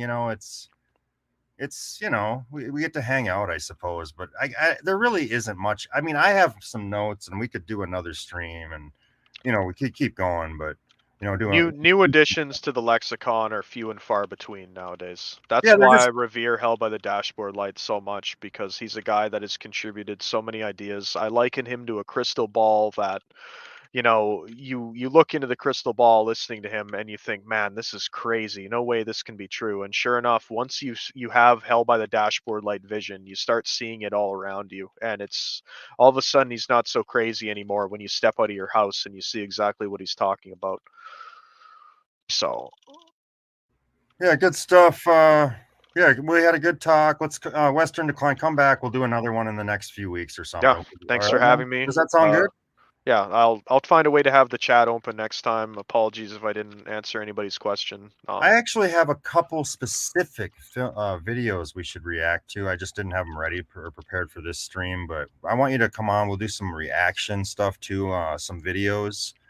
But yeah, this was awesome. I love the Black Pill streams. I hate that I have to do them. I like to be a listener. That's why I was, you talked about Dashboard and Hell by the Dashboard. I just really respect anyone who can run with a solo stream and just kind of rant into the ether. That's awesome.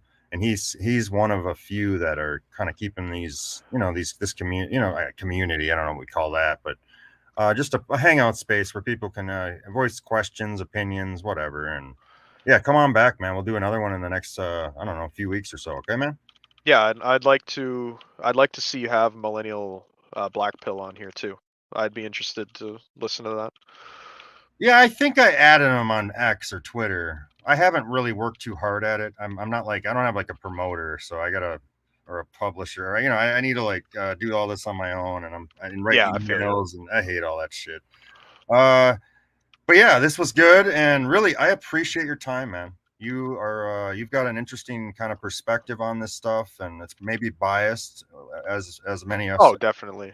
But yeah, I think you got a good grasp and a good handle on this issue between, relationships, between men and women. And it's an important, these are important discussions. So come back. We'll do another one soon. Okay, man?